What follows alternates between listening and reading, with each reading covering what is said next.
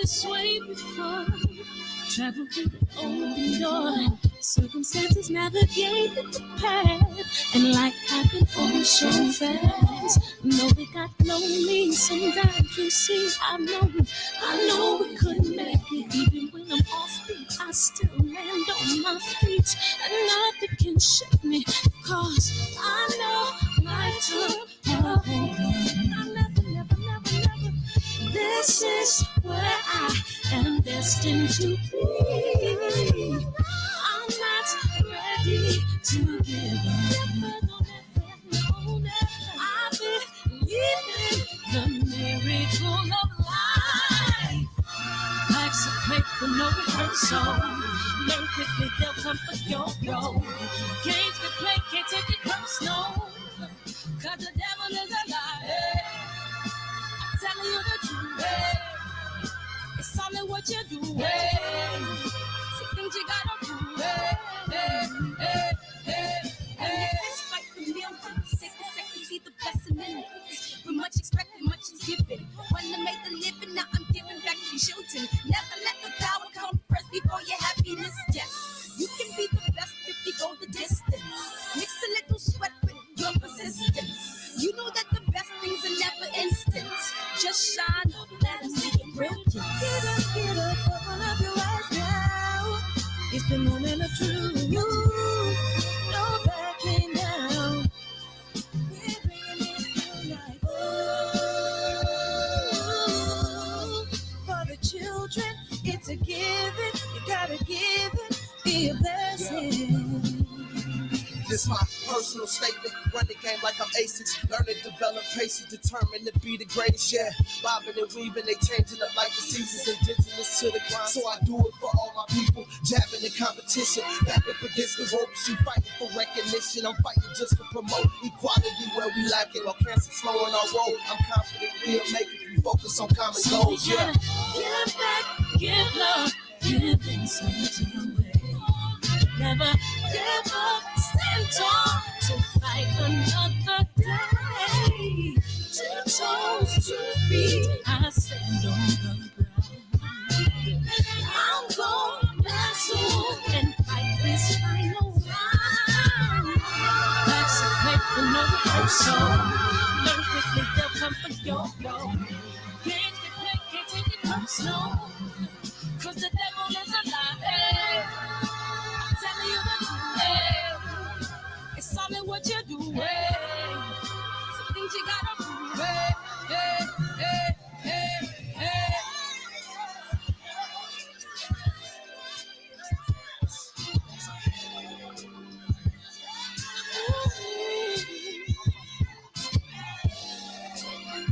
I'm gonna share all that I have and give to those in need.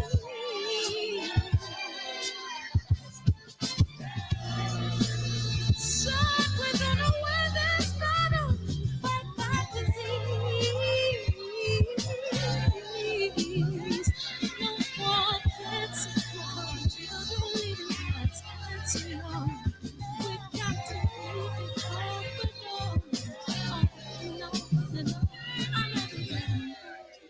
God, we got classics, dog. Hey, dog. I appreciate you. Hey. I appreciate you, Jay. Man, I got classics in the vault. Didn't even know I had them, man. My gosh. Wait till I show y'all this clip. Anyways, welcome to the show. Appreciate y'all. Let's go to roll. Let's do roll call because I missed it last night because I was on one of my monologues, man. What's up, West Virginia? Appreciate you, big homie. James, what up, Jeff Birdman? It's always love, man. Thank you. KJ.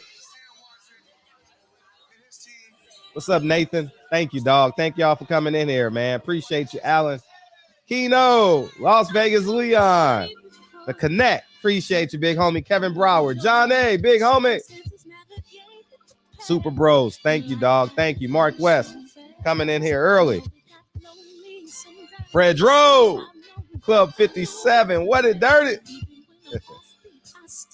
Box of Sparring. Thank you. I am Jay Lou. Always in the building, man. Thank you. What up, Yova? Pedro. This is where I am destined to be. What's up, Richie Rich, Victor? I appreciate y'all. Appreciate y'all coming in here. Thank you. And we're going to play this trailer real quick, and we're going to jump into the show.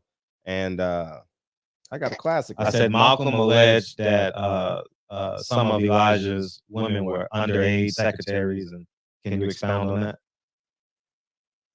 Yeah, well, I guess they were, because they were there. I seen them.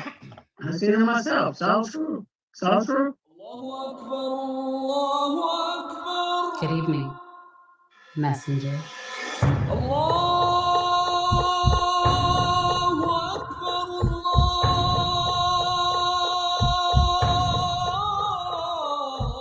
You convinced us that you were the last messenger.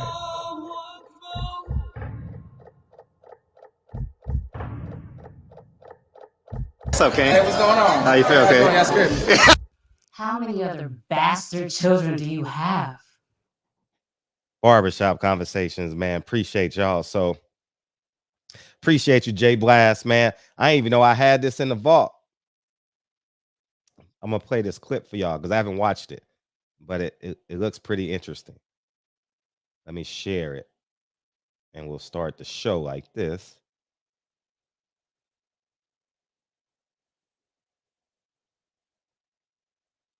Can y'all see it?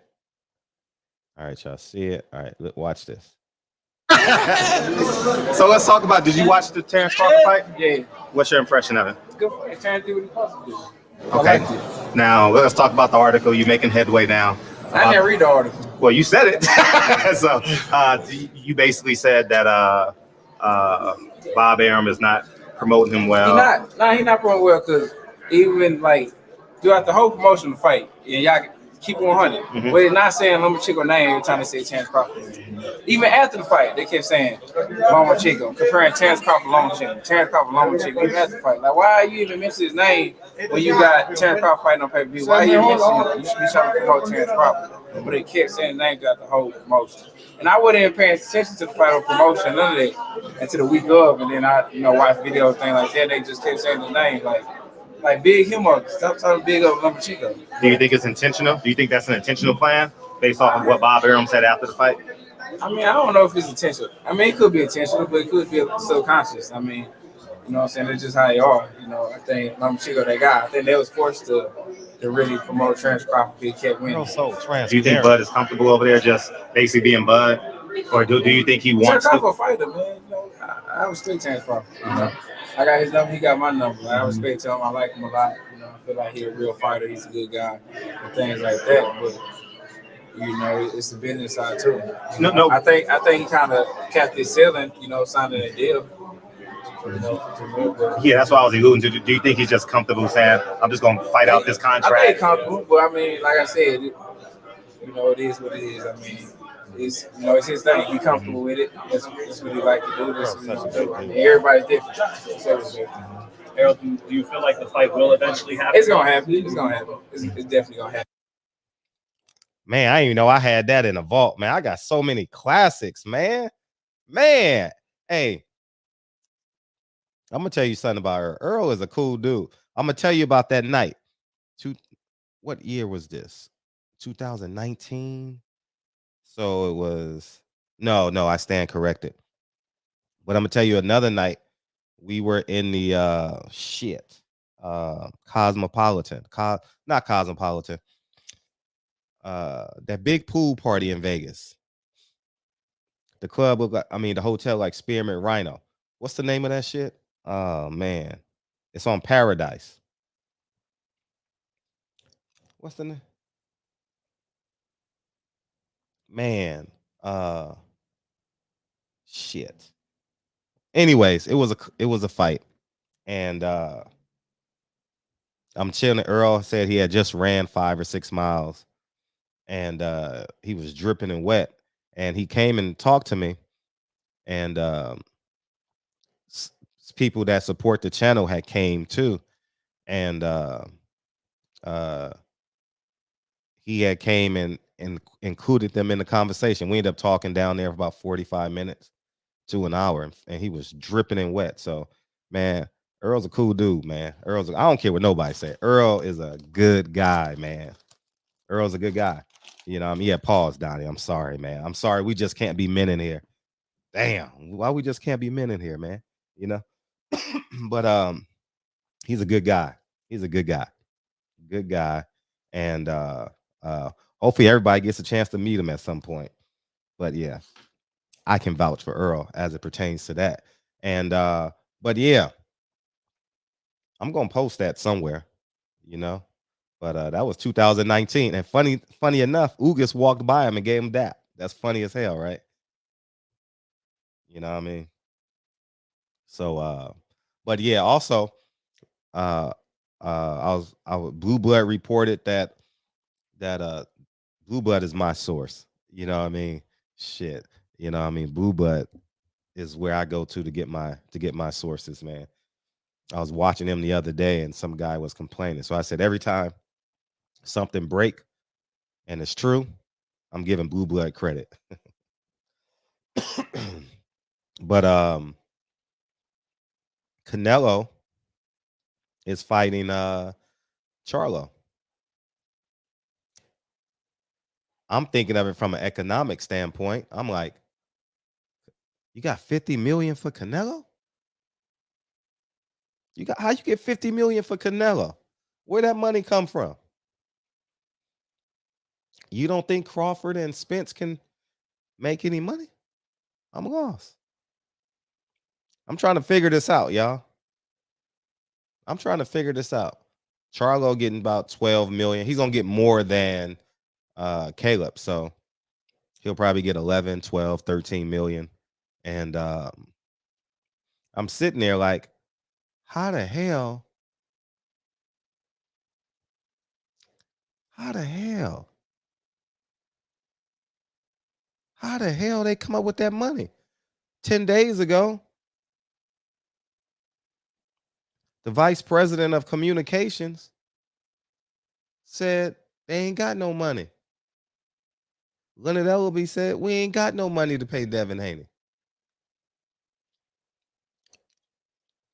And you guys, and I believe your natural instincts is gonna say, well, Canelo brings in more.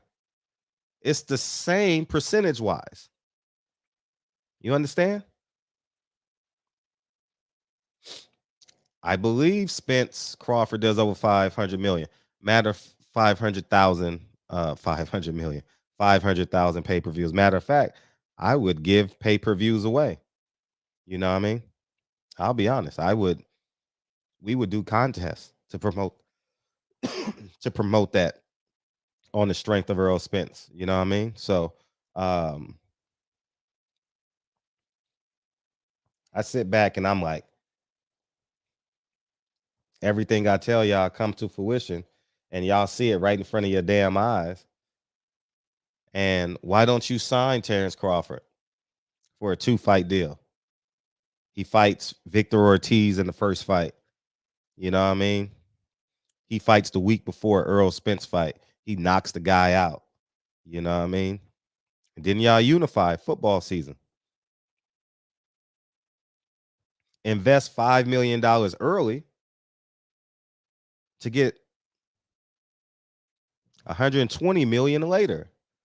I don't get it, man. I really, really don't get it. A 9-month investment. You gonna get it. Spence Crawford is gonna be in the black, y'all, because they're projecting it to do shit. Man, I sit here and I'm just like, we just sit and we just accept this shit.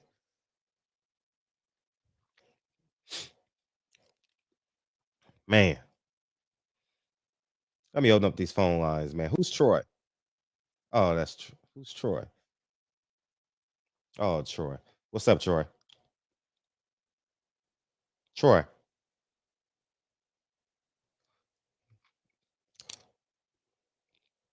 Let me open up the phone line.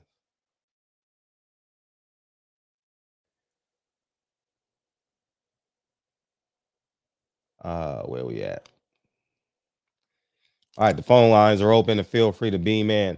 But If they got 50 million to give Canelo,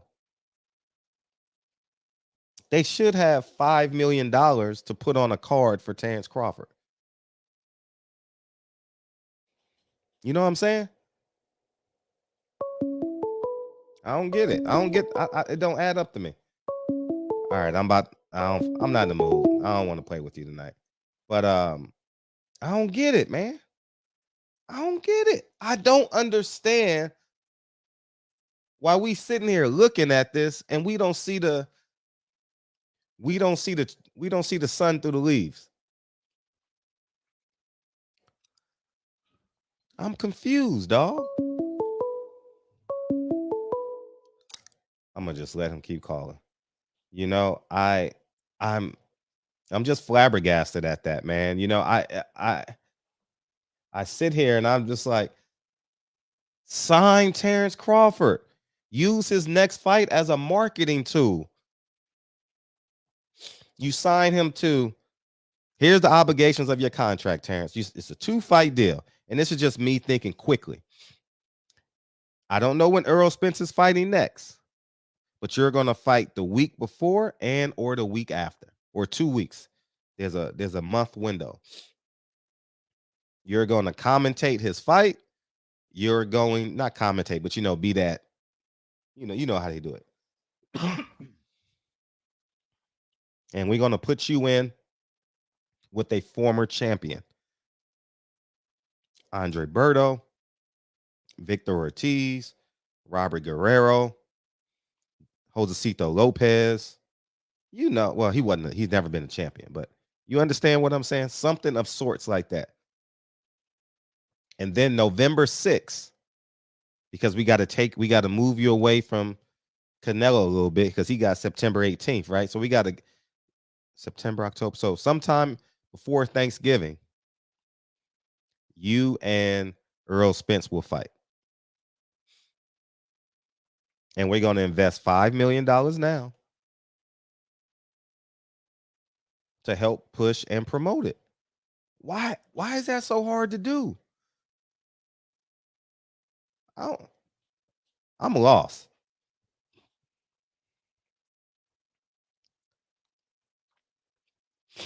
I'm lost. Somebody got to make this make sense to me. I'm lost. I don't get it. I wonder, will they move Errol Spence to June now? Because the last pay-per-view you can really, really do is March.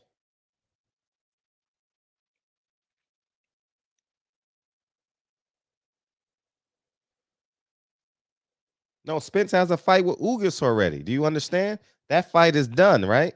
So while he's fighting Ugas, you use Terrence Crawford as a marketing agent to promote the fight. And now everybody has a date. He comes and we get that famous shot, of Shane Mosley, Bernard Hopkins, and Floyd Mayweather, and Leonard Ellaby's mustache, all behind him, you know what I mean? And now we got that famous shot that everybody's going to use as a thumbnail for 6 months. I'm going to whoop your ass. I'm going to whoop you. I'm going to whoop you. I'm going to whoop you. I'm going to whoop you. We got exactly what we wanted. And it only cost PBC $5 million.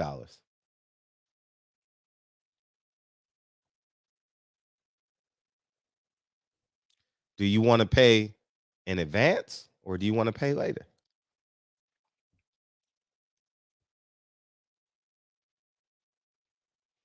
No. You don't risk Terrence Crawford. Do you not understand?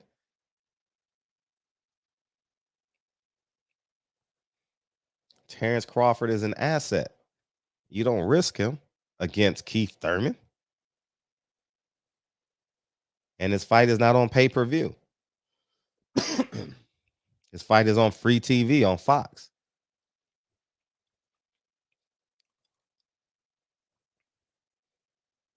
I don't think y'all understand. Like all this $5 million is a big commercial. That's all it is a $5 million commercial to promote Spence versus Crawford. That's all it is. Who cares if Terrence Crawford isn't promoted? Neither was Triple G. But when he got in the ring with Canelo, it did big pay-per-view numbers. I don't think it did the numbers they reported, but it was big pay-per-view numbers. Maybe the offer was made. I'm going according to the vice president of communications, Tim Smith. I'm using his quotes. Appreciate you, Lawrence. You know? And Bernie said they haven't offered anything. Give the man a chance to turn it down. But I don't think it's just. I don't think it's just. All you, Keon.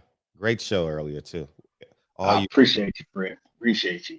You know what, Fred? I don't really think it's well, we know they have money for the fight. I mean, that's a no-brainer. They got money for the fight. Mm-hmm. Me, I really think it's because it's Terrence Crawford. Now let me explain. Sure. Bomac. He was on my show before. Like, you know, he's been around on different platforms. He did interviews, and he says, fuck PBC. Fuck the PBC. Fuck them over there, right? Also, it's known behind the scenes that Terrence Crawford, he said that he would never sign with Al Heyman, right? He didn't want to do no business with Al Heyman. He feels some type of way, right? And then I've been told this from people that personally talk to him. He didn't want to do no business with Al Heyman, right? He feels that, you know, Al Heyman was trying to basically, lock him in, right? Because he feels that, you know, Al Heyman was trying to make him sign with them, you know, and that's how he does business. Whatever. He just felt some type of way, you know, so he don't fuck with Al Heyman. And he's told people that he don't fuck with Al Heyman, right? That's why when you heard rumors about him talking to Floyd Mayweather, well, because he didn't want to talk to Al. He feels some type of way towards Al Heyman. So with them knowing that, and then Bomac saying fuck PBC all the time and all of that, I think that they have, you know, they got something against Terrence Crawford. Like it's basically, well, okay, if you feel like that, we're gonna make sure you ain't getting no money. You know what I'm saying? I think it's more so. I think it's more so maybe personal because it's Terrence Crawford, and then they looking at Keith Thurman coming back. And I think that they crossing their fingers, hoping that they could get an Errol Spence in the Keith Thurman mega fight if Keith Thurman, you know, do what he's supposed to do. Because they looking at that like, okay, it's in-house. You know, we don't have to pay nobody else. And we got a potential mega fight right here. I think that's really what it is, man. I don't think that they want to pay Terrence Crawford. I really don't, because the fight is huge. Everybody know that it's more than a $30 million fight. And the reason I say $30 million, so say you pay Errol Spence 15, you know, pay Terrence Crawford 15, and then let them get money on the back end, whatever it may be. But it's worth way more than that, you know, and we all know that. You know, look at the other fights they put on, but you don't got money for that fight.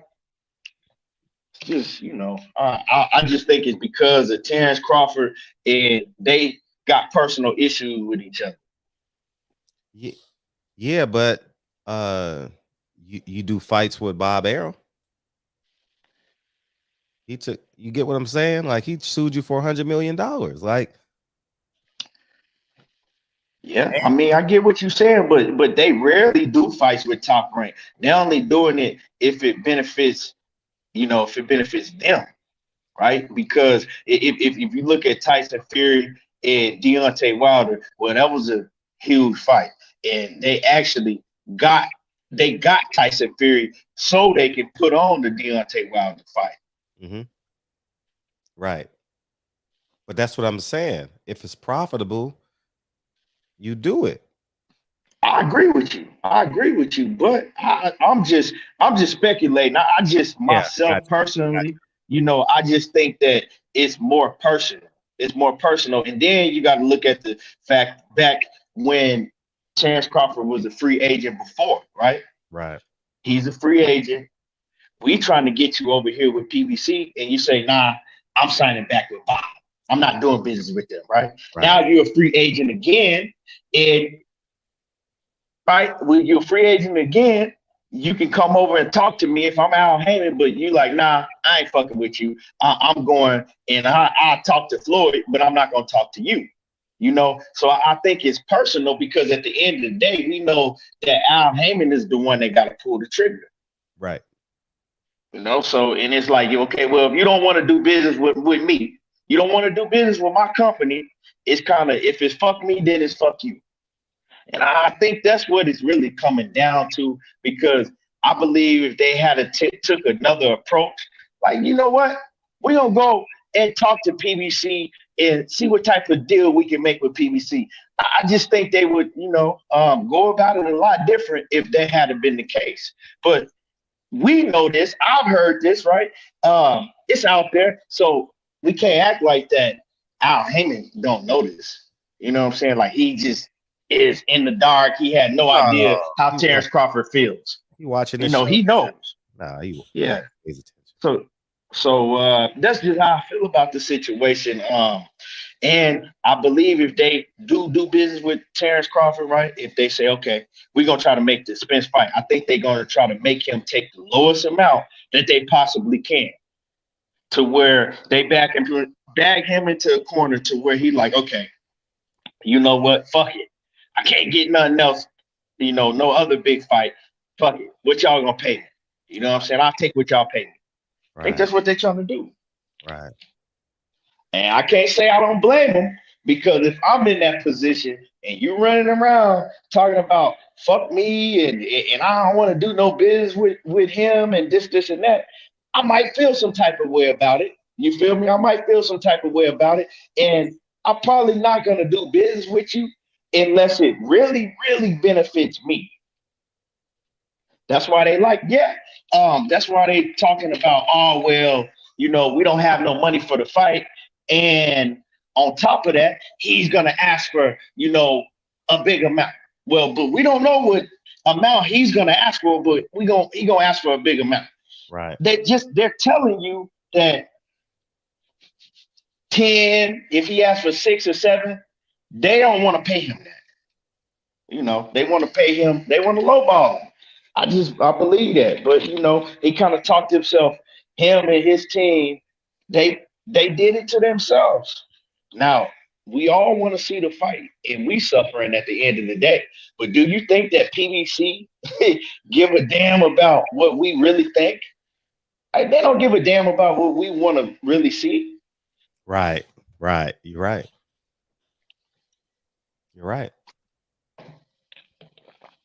We looking at it as fans like, oh, we want to see the fight. We gonna buy the fight. The fans been calling for this. They don't care about that shit. How many other fights you think that we've been calling for and we haven't seen? That's just one.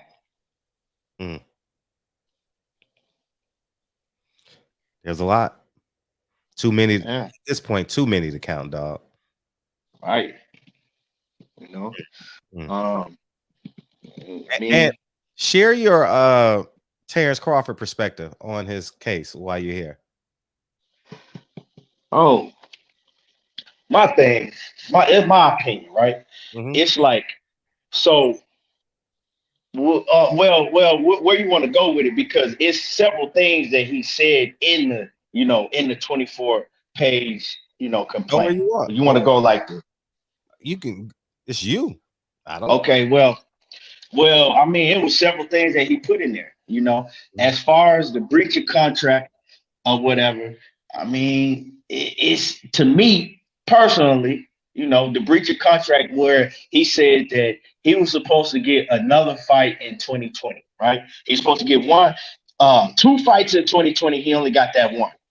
Now, with that, it's gonna be, to me, it's gonna be hard to prove. Now, I hope he do win this. I hope he does get all the money he can get out of Bob, right? But to me, I think it's gonna be hard for him to get that bread because, okay, you say that you owed a second fight. Now, if you go back to interviews that he was doing, right, during the pandemic, because that was a pandemic, and I think they shut down for like 4 months and then they came back, right?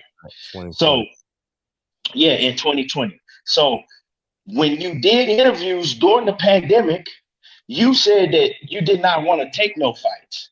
You said you didn't want to fight, you said that you were not going to fight for less because at that point in time, the thing is fighters was having to take a little less because it wasn't no crowd in attendance, right? You said you didn't want to fight with no crowd in attendance, and he said that he wasn't gonna fight for less money.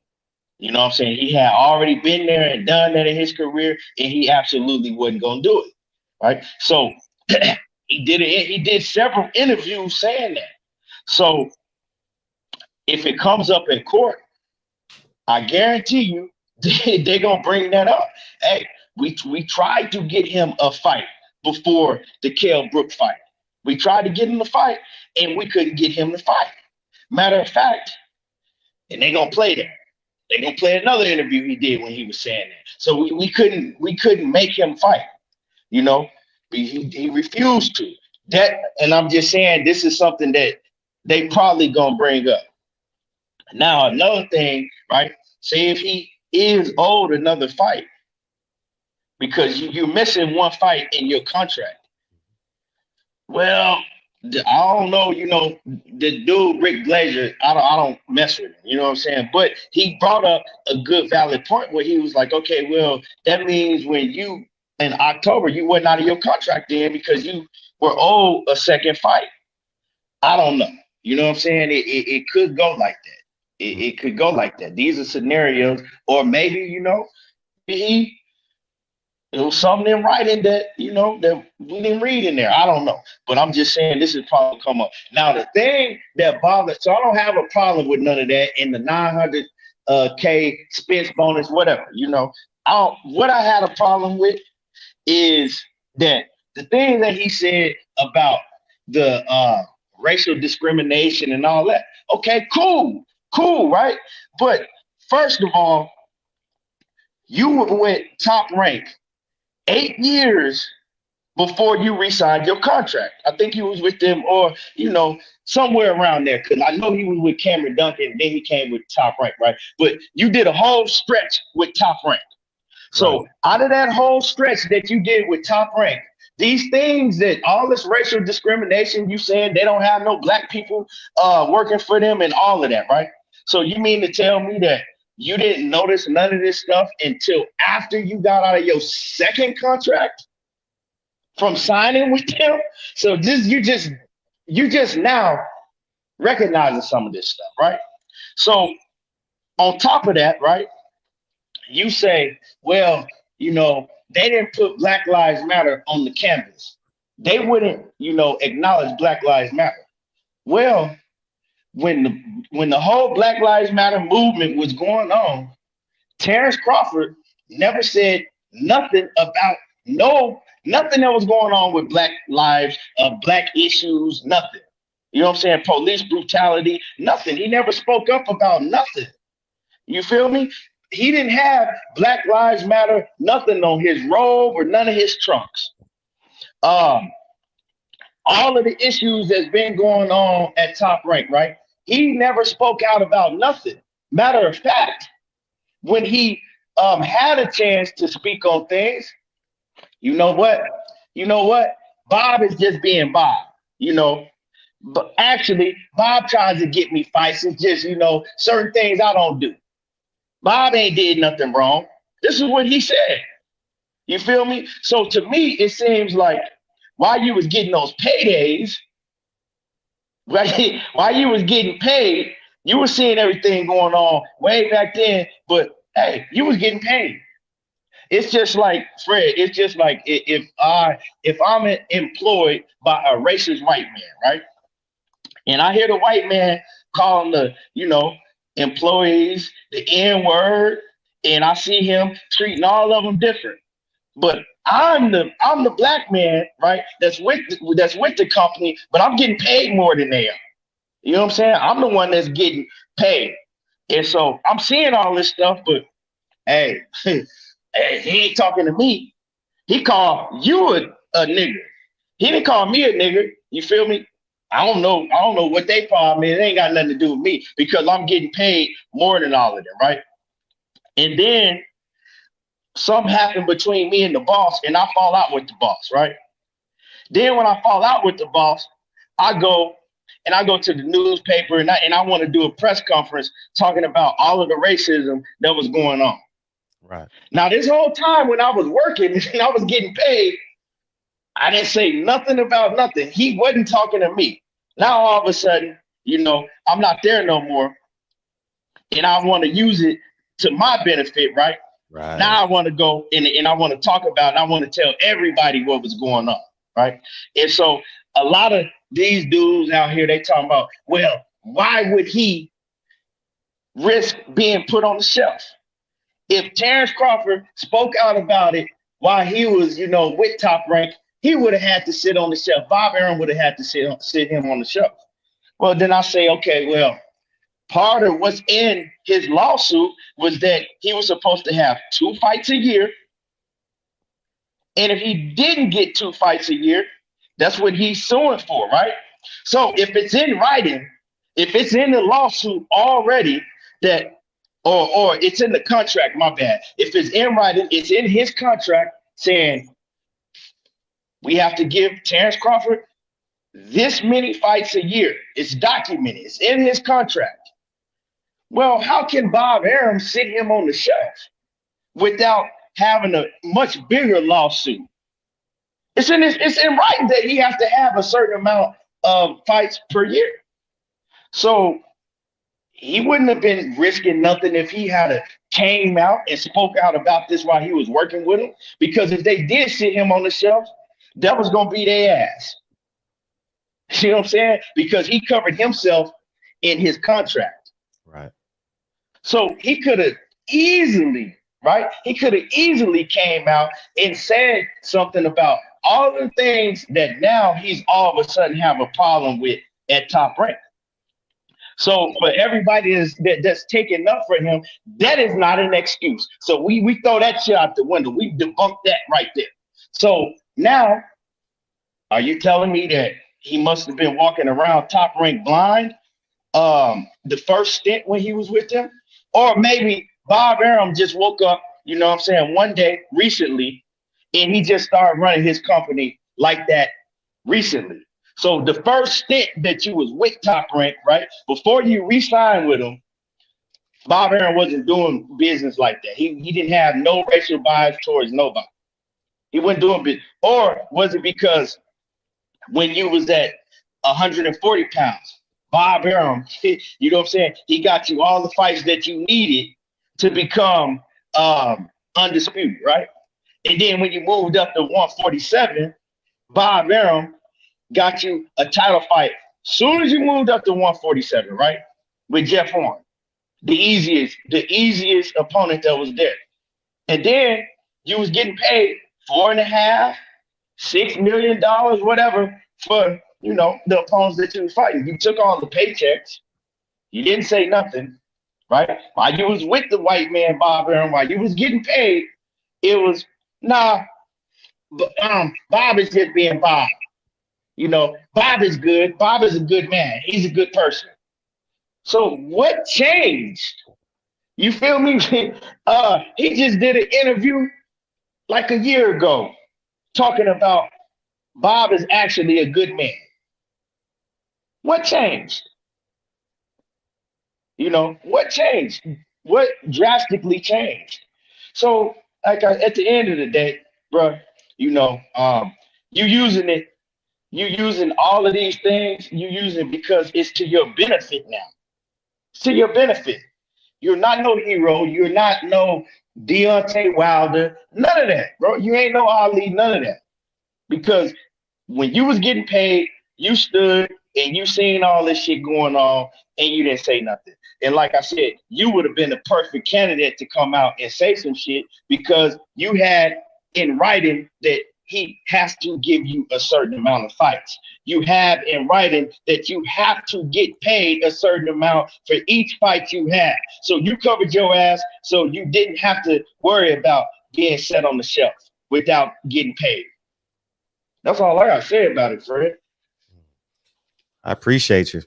Thank you, dog. Yeah, man. I know people disagree with you, but I'm gonna say shit. I agree. I'm about to get more hate now, but I don't really care. no, I don't care. I'm just yeah. saying that I think Bud should have been a beacon. You know, all his little bros signed. Shakur, the Davis brothers, you know, Stevie Stone Cold Nelson. He didn't intercept them signing there. And you guys are more than welcome. Please call in because I think it's important. And I genuinely don't believe that they lawyers did it in good taste. I think it was a ploy to garnish headlines because the cure at the end of it had no social reform. There's no social reform at the end of those 24 pages. They want to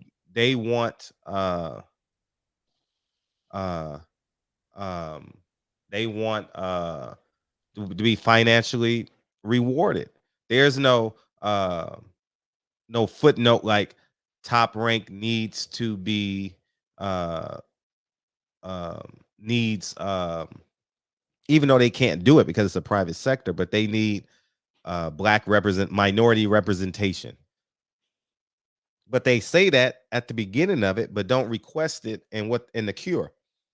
So I look at that as the lawyers, and when you research the lawyers, which I did, that's the type of lawyers that they do.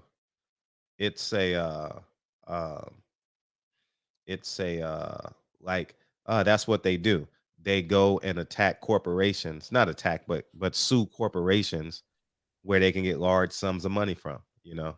So Michael Jackson, Gabrielle Union, those are the most notables that would impact this community. And I don't think Terrence Crawford is a civil rights leader. I don't think Terrence Crawford is Deontay Wilder. I don't think Terrence Crawford is doing this to advance the sport of boxing. I think part of it is to protect his financial investment for the future. And two, this helps him ignore self-realization. Terrence Crawford really didn't do the work as it pertains to promotion. And here's what I want to say too. Here's what I believe. If a black man tells you something wrong, it's okay. If a white man tells you something wrong, he's a racist. Because in the black community, like, we're more stronger in our how we tell people. Like, so it was pretty obvious. I think if you're a Terrence Crawford fan, you can agree with this. He doesn't do media.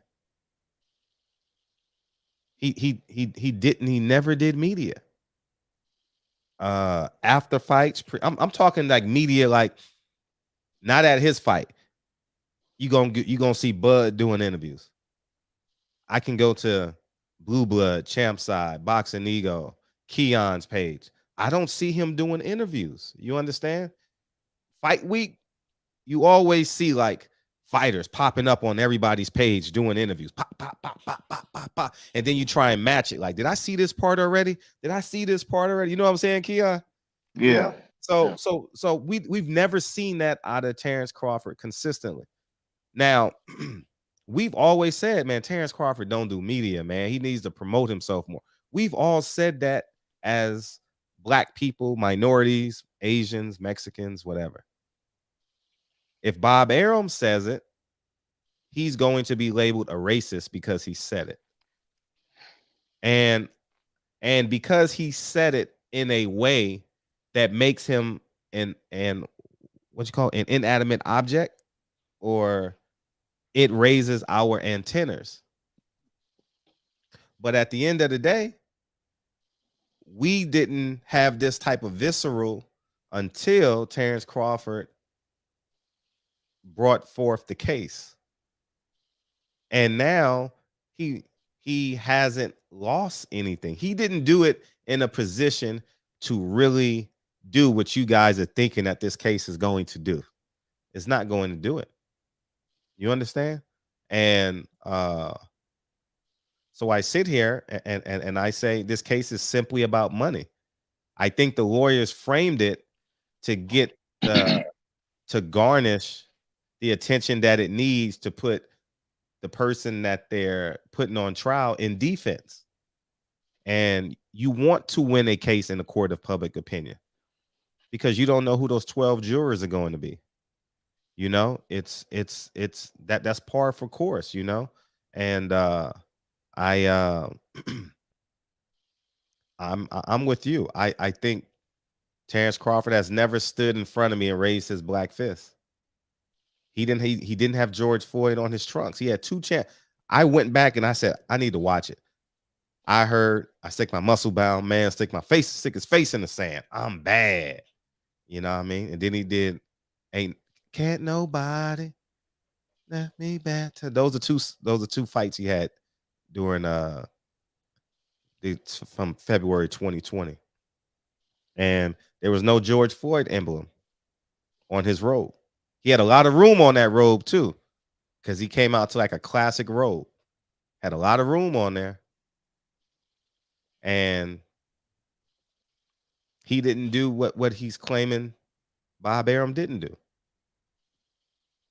And I think we give too much power, Keon, to a perceived oppressor. The reason why so many people in here are giving Bob Arum the title of a racist, and you have every right to, is because you believe he has power. I don't believe Bob Arum has power over me. And you're going to say, but the fighters, he got power over the fighters. They signed the contract in 2022, 2021. This is why I said Top Rank can't be racist in 2022. If you understand in the context of this conversation, you'll understand what I'm saying. Because I thought he was racist in the 1970s. I thought he was racist in the 80s. I thought he was racist in the 90s. Nobody got a mother or father. Nobody got a grandfather. Nobody got an uncle. Nobody got an auntie. You mean to tell me Keyshawn Davis just appeared?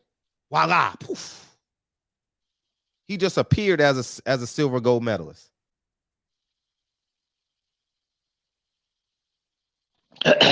But see, Fred, you gotta understand that a lot of niggas is they don't know how to comprehend well, right? So you talk what you're saying and it make a lot of sense, but you a coon, you know, because they can't comprehend well. They don't understand what you really saying. All they know is, you know, is he? I mean, you know, man, you know what I mean. Yeah. Get too deep into it. No, but, get deep, because I'm gonna tell you one thing. I'll give the example of me, right? Dre, 2-parent household. Dad retired from UPS. Mom just retired from a CPA firm. So she believes God, family. That's Dre's lifestyle, right? I mean, that's her mindset, right? I think shit. The goal is to win. Like, I'm thinking win. Like, I don't really have a strong family like bond, but I do have family, right?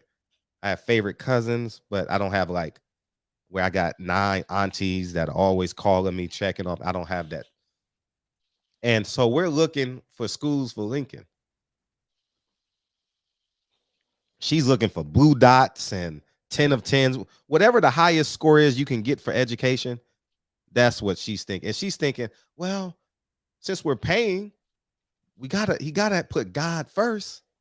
And we're doing these tours of schools, and we're looking and we're searching, and we're at this school on Venice and Centinela, if you live in LA. And it's a white pastor, a white male pastor, but the lady in charge is white. And we get in the car, and I says, Dre,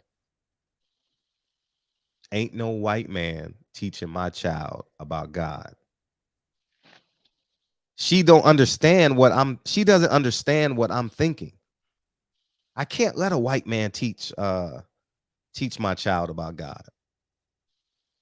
You understand what I'm saying? Like it to me, it don't make sense to me, because I think white people come from a privilege.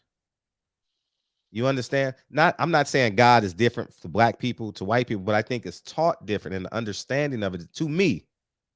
And I said, he's not going to this school. Matter of fact, I'm going to look for the schools. You know what I look for? Structure. How many black teachers?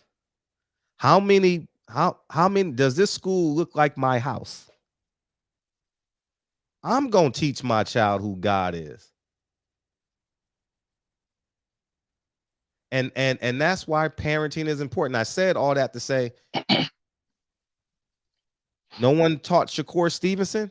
When you look for a promotional company, Keyshawn Davis, when you look for a promotional company, Stevie Stone Cold Nelson, this is what you look for when you look for a promotional company. There were tons of examples prior to Terrence Crawford. So this is why I say it's impossible for Top Rank to be racist in 2022. Well, this is my thing, Fred. Yeah, go ahead. This is my thing, man. Yeah. Top Rank is a Fortune 500 company, correct? Okay. Ran by a Jewish white man, right? And now people are acting like they shocked that racism is going on in Top Rank. It's a Fortune 500 company ran by an old Jewish white man. How many Fortune 500 companies do we know that has thousands of employees that racism ain't going on? That if it's owned by a white man, and 9 times out of 10, it's going on, right? They're gonna run their company how they want to run their company. So am I shocked and I'm just pissed off at Bob Arum? No, because that's the shit that we expect from a old Jewish white man. That's how they run their shit, right? What really pisses me off more than that is that, right? So you say, okay, well, let's build our own, right? We don't have to work for y'all. Let's build our own, right? So there's a black man. He has a company. His name is Al Heyman. I don't know Al Heyman personally, never seen him, right? But he's a black man. So with that being said, I expect them to be, you know what I'm saying, catering to their black fighters, right? Okay, we built our own, right? Because all that shit was happening with these other, white promoters and that's ran by white men. So we build our own. What pisses me off is that how PBC is running their company. Because that's our own people. That's our people. I expect the old Jewish white man to do that. But when we build our own,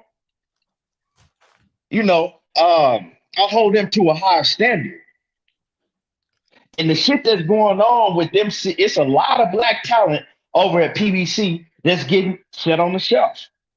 And they're displaying guys like Joey Spencer and Vito Linky and all these dudes, right? They putting them on display while they got guys like Gary Antoine Russell and other young black talent that you don't never get to see. because they want to put on Joey Spencer and Vito Melanicki, and that's your own people. So we crying about what a white man, an old Jewish white man that have his company, right? We crying about how they run their company, but we got our own, and we more concerned about that, right? Now, I'm not saying you shouldn't have a problem with the racism that's going on at Top Rank, but that shit been around for 60 years. And we've had all of this time to build our own. And the black man came and did that. And now, what do you see over there? That's what I got a problem with more. Just like when Wilder, right? When Wilder was, going to fight Fury, right? And you had, the racist white fans or the racist UK fans, and they saying all type of shit about Wilder, dogging them out. A lot of that shit was racially motivated, right? And I said, I ain't worried about them. That's them. That's what they gonna do. You feel me? That's how it's been. That's how it's gonna be, right? I was worried about the coon ass niggas that was saying the same shit about Wilder and jumping up and down for Fury, talking about they can't wait to see Wilder get knocked out and all of that. That bothered me more, right? Because I'm like, okay, this is my own people acting like that. I don't expect nothing different from, other fans that are not black. So, I mean, that's just what it is, bro. Yeah, and see, people think that they need help from them. I say, let them be who they are. We don't need them. Because if you ask anybody that says, any fan, any fighter, any YouTube channel, Bob Am's a racist, what's the solution? I dare them to give us a solution. Oh, what's the solution for Keyshawn Davis? Where should he go?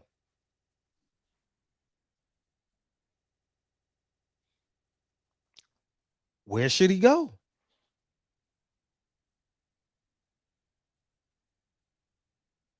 Where? Gary Antoine Russell ain't fighting, and he had the most dominant prospect performance on PBC last year. Where should he go?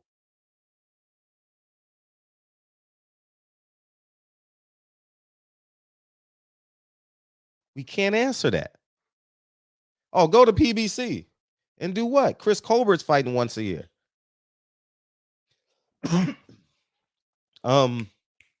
Richardson was telling his promoter to help to promote the fight. And he can't even get on. Listen, Richardson fought Malik Hawkins, and it didn't even make TV on Fox. So when you say this, you got to give a solution. Where should they go? Where should they go? Go to Al Heyman, right? And do what? Not fight?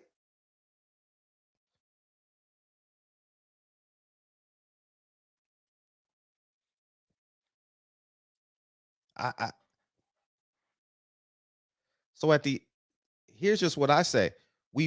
And I'm with you, Keon. I'm gonna have a conversation about that at 11 a.m. with my trainer. So it's gonna drop. We're having the similar conversation. I don't worry about them at all. That's why I can sit here and talk to Rick Glazier. He has no impact on my mind, my heart, my kids, my life. This is a show to me. This is simply information. We want to be entertained. Yes, I want to give you guys as much truth as possible, and we want to be entertained. And I believe every story should be told. Y'all hate Rick Glazier, but spend an hour watching BMF. That's why I don't understand when black people say, oh, he's a racist. You just spent an hour and you saw 11 black people get killed. You didn't count them. But 11 people just got killed on an episode of BMF. Because what we're talking about is visuals, right? Rick Glazier visual, Bob Arum being a visual, Cameron Duncan being a visual. That's what we're talking about, visuals, right?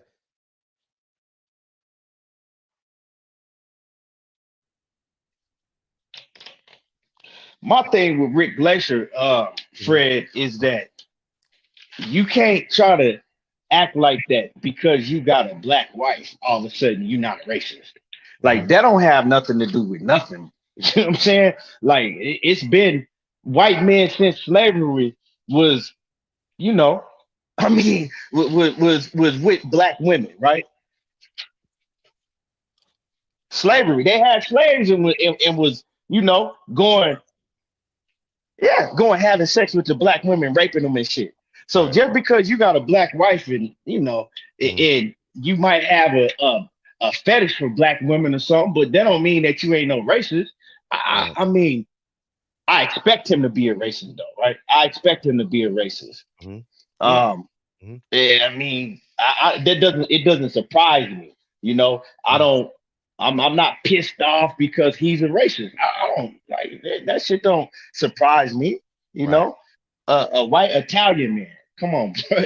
You know, but I do wish that one of y'all, somebody came on the panel last night, Fred. I know that you hosting the show. Your job is to, when you have a guest on, your job is to let them talk and, you know, and you don't want to attack them because then they're not going to feel comfortable to get on. So I'm not talking about you, but it was people that came on the show that kind of let him slide, you know. And I told Batman, I said, Batman, you acting timid as hell.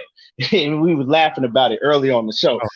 It was people that I felt that let him slide when the NBF, the No Black Fighter, the No Black Fighter board, you know, that whole thing came up because he tried to pretend like, well, what do you mean? That's not even possible because look at all the fighters that are black that Top Rank signed, you know. Look at all the fighters that they signed. They signed all of these fighters coming out of the Olympic. It's not possible that Top Rank, you know, could have an NBF rule, no black fighter. It's not possible.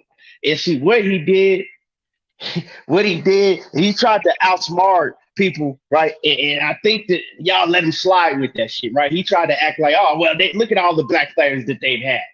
When he knows, if he's been working behind the scenes for all these years with Top Rank, he knows exactly what we were talking about. It had nothing to do with Top Rank signing black fighters and all of that. I mean, come on now, bro. That's just common sense.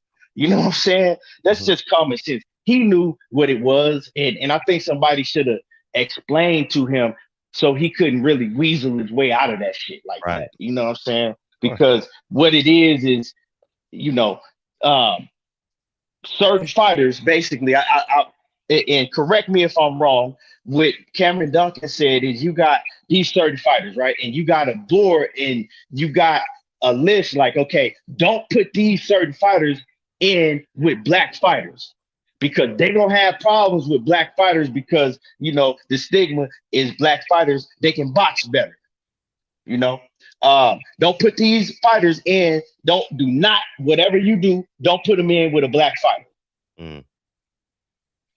Right. And that's what Cameron Duncan explained. And I think that, you know, when the question came up, you know, he kind of got let off easy. And, you know, he tried to make people look ignorant and shit. Like, what do you mean? All the black fighters that they've signed. That's just preposterous. Right. It's no way. Come on, bro. You knew what we was talking about, you know, but it would have to take somebody to explain it so he couldn't just weasel his way out of that shit. That was my problem with the Rick Glacier situation. Yeah, sure. And if someone says they are racist and they hate black people and I'm interviewing them, my job ain't to say you're a fucking racist. My job is to ask why. That's in as best I can. I don't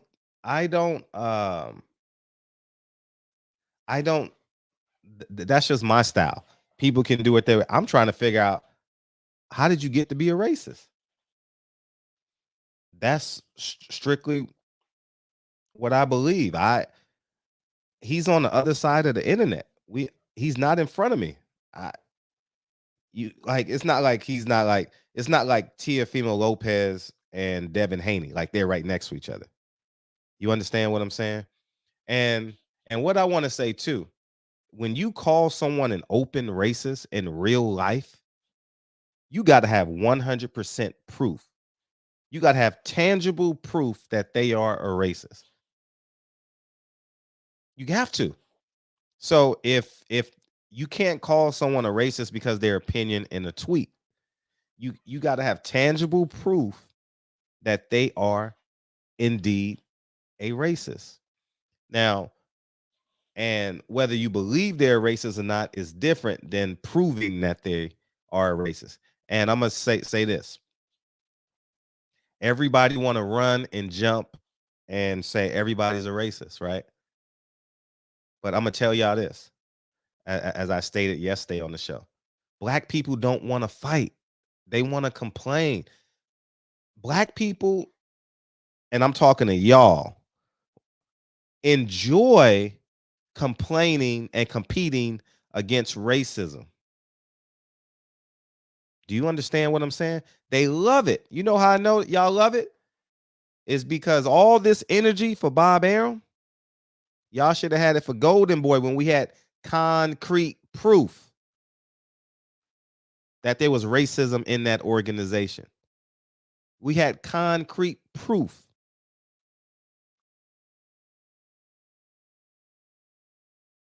We didn't turn over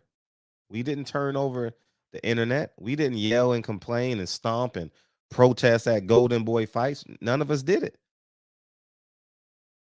So even if Bob Arum is a racist, Keon, Black people don't care. They're gonna go buy tickets to Shakur Stevenson's fight. They're gonna go to Big Baby not Big Baby, whatever is Big Baby Anderson's next fight. Oh, I'm doing it to support Jay Prince. Honestly, you know what I'm saying? People have to define what their definition of a racist is because, I think Bob Arum gonna do what an old Jewish white man gonna do. I never really looked at Bob Arum. I done met Bob Arum on several different occasions. I never looked at him and said, you know what? This dude is a fucking stone cold racist. Mm-hmm. Like I just didn't never, you know what I'm saying, look at him and just get that vibe. Now, is he gonna do shit? Is he gonna cater towards his people? Of course. Of course. But it just, like I said, it all just depends on what your definition of a racist. Some people definition of a racist is dude, when he see a Black person and he turn around, he talking about in this and in that, and when he in his household, he talking about that in this and that. And I don't really get that out of Bob Arum, you know what I'm saying? But it just depends what people's definition of a stone cold racist is.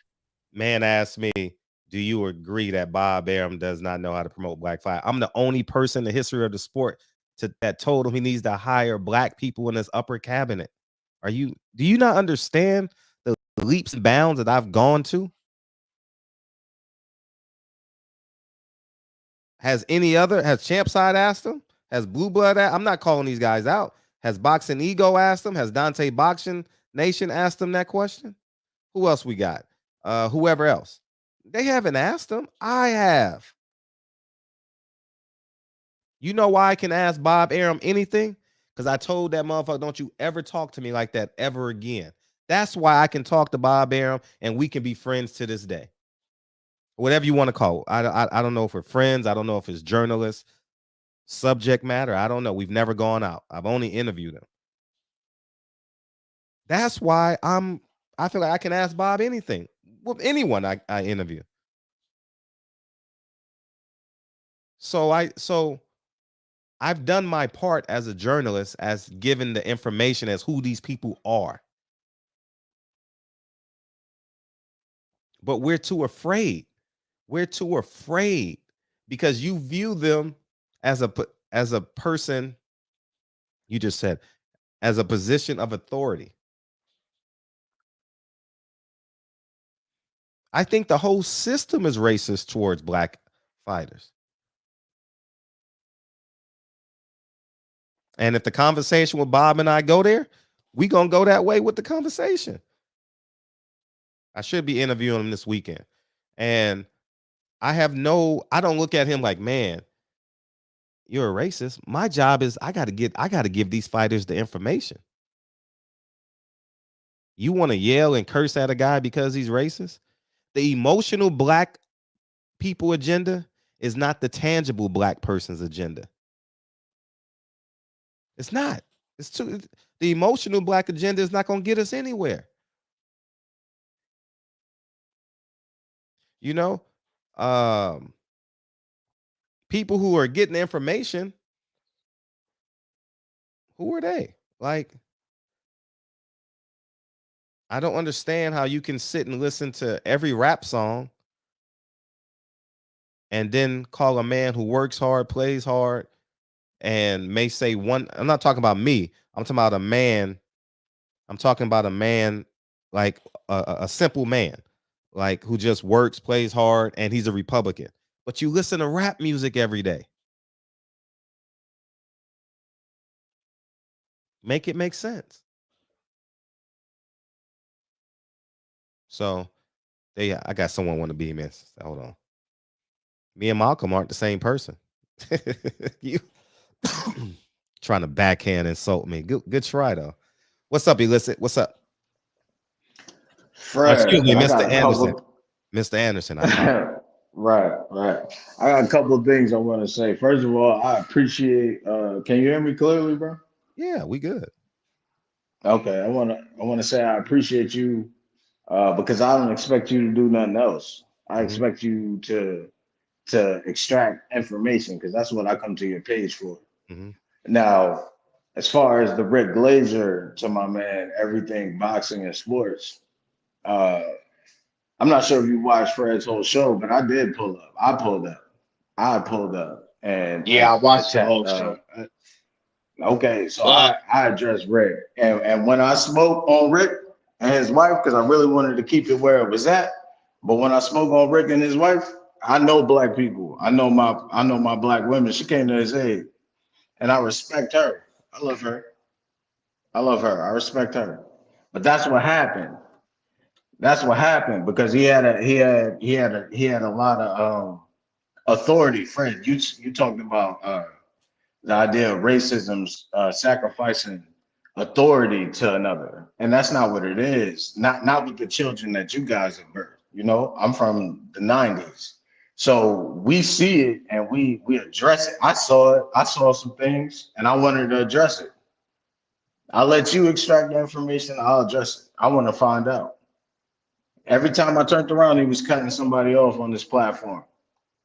He might be bought into the same the racial infrastructure that you're talking about. Maybe he don't know it, but he's too old. He represents the old model, and that's where I wanted to stay with it, you know, Fred, because he don't speak the same language you do. He's still trying to make it seem like the boxers need the promoters. They really don't. Everything's digital. Everything's digital. You see what Jake Paul's doing? Sure, he's with Triller, but I mean, you can do it. You can self-finance it. And I believe that's what you're talking about. Breaking through the confines of the old infrastructure because it no longer applies in 2022. And when he speaks, he just sounds like Motown Records, you know? Niggas trying to steal people's royalties.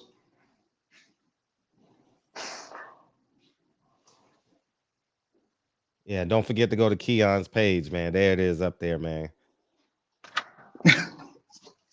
That's all I wanted to say, though, Fred. I appreciate you giving everybody an opportunity to speak on the barbershop. Oh, it's easy. And if I'm doing an interview and y'all think I'm missing a point, I'm telling y'all, every interview I do tons of notes.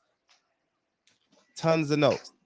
These are my notes because I'm interviewing Bob Arum tomorrow. I've already got the notes started for tomorrow. You get what I'm saying? So, you know, like I don't know everything, but I do my best in my head to formulate a game plan to extrapolate the information that will best benefit this community.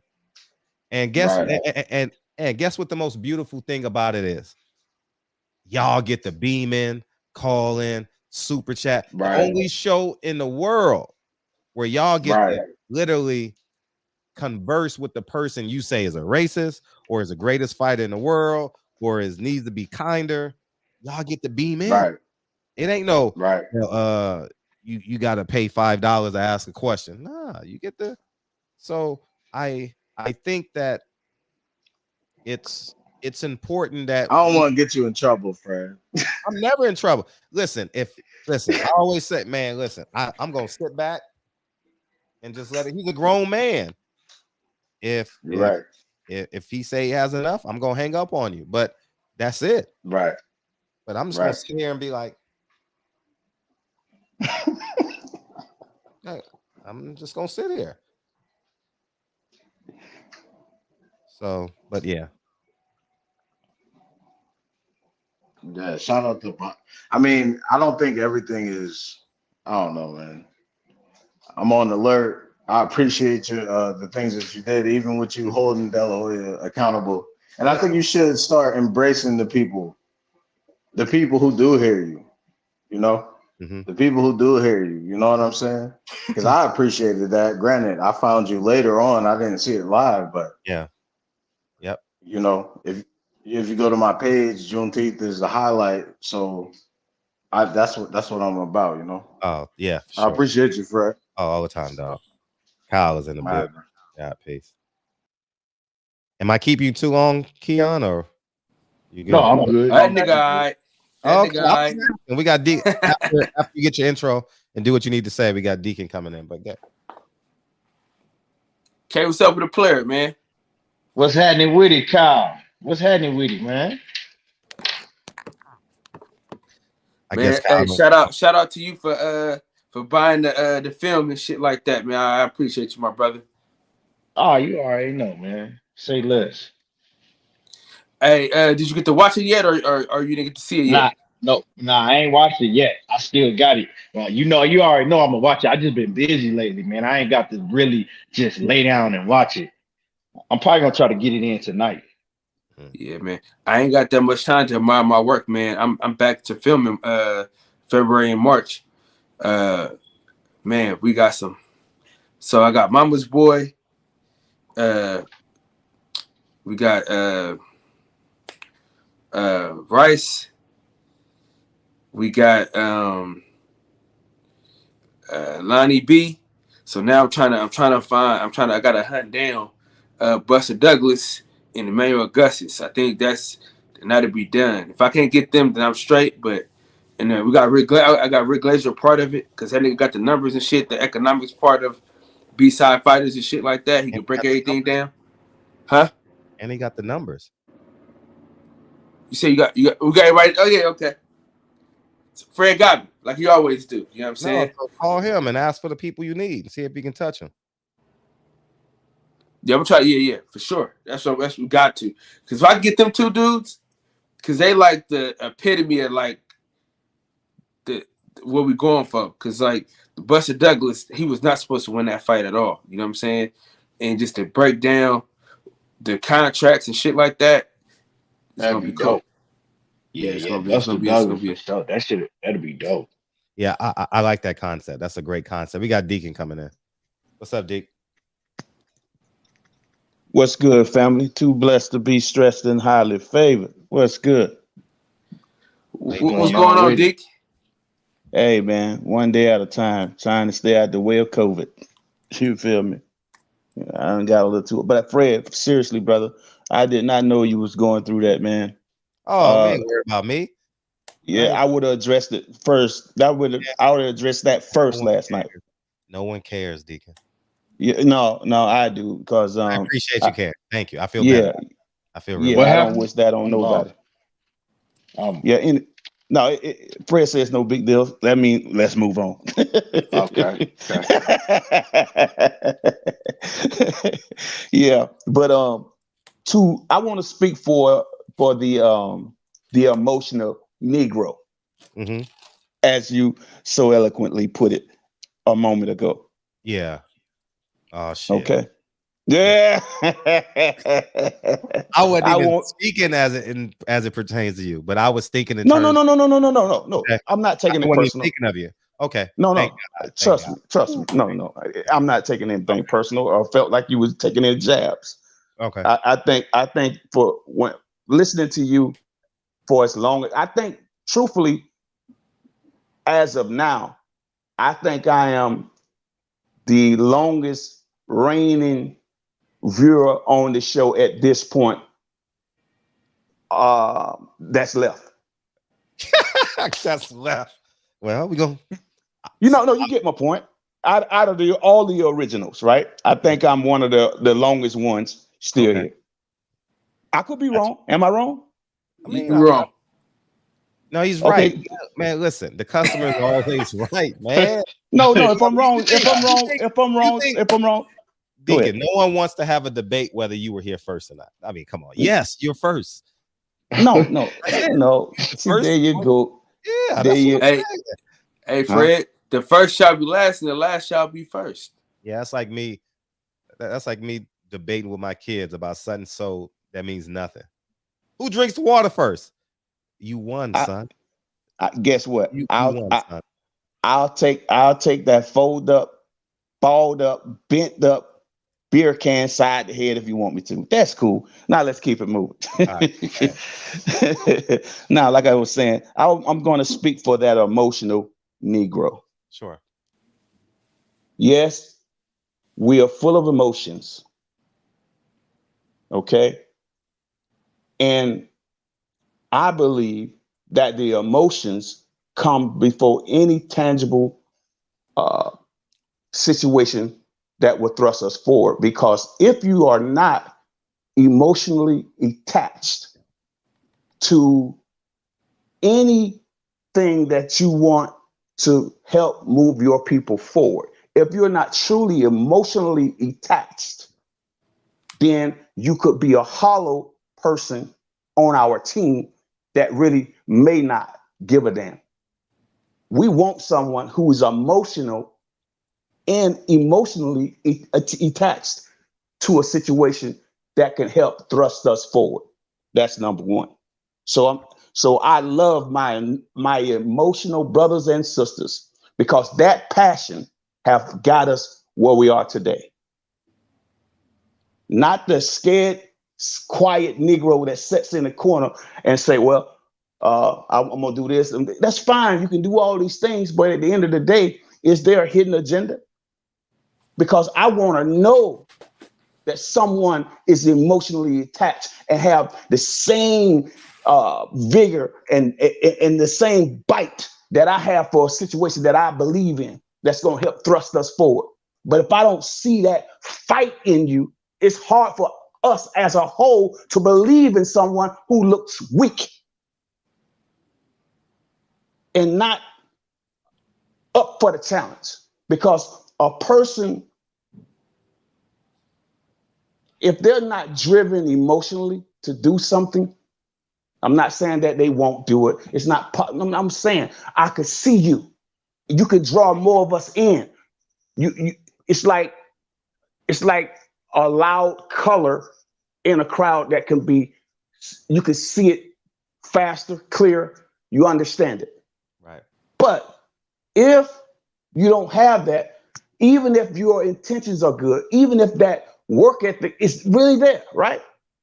But if people don't believe in you, they can miss that blessing because the drive is not there to push and motivate your people, and they can see that, and that can rub off on them and say, we got us one.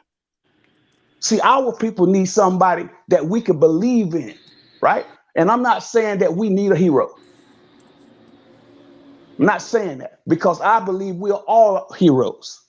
Because I believe that Kyle is a hero in his house. When his babies look in his eyes, they see the hero. When his wife looks in his eyes, she sees her hero. No, she don't fuck with me like that. I'm saying, well, whatever the case is, brother, my point is the same. My point is the same. And what I'm saying is, we go back to last night to Brother Everything Boxing. I don't believe that people came on the show and allowed this guy to slide out the back door without being challenged. I said, if you listen to what I said, I said, I thought I heard what you said, when but go it ahead. when it came to that certain subject, right? Not overall, but when it came to that certain subject, when he tried to pretend like that the NBF, the No Black Fighter Board, was, you know, top ranked signing black fighters or not signing black fighters. Okay, did you hear me talk? Did you hear me speak with him last night? Yeah, I did hear you speak with him. Did I let him slide out the back door, or did I challenge him on it? Not. You didn't explain to him. You didn't. I thought I did. I did hear you. You didn't explain to him what the No Black Fighter, the NBF board was. No, you didn't. So he he slid out. He slid out with, you know, well, they signed all black fighters. Look at all the black fighters they signed. Look at all the black fighters that they signed coming out of the Olympics and this and that. Yeah. Nobody explained to him, no, this is what it is. Now, what do you got to say about that? Now I know listening to you, brother, you didn't listen to me. I did listen to you. You probably heard me, but you didn't listen.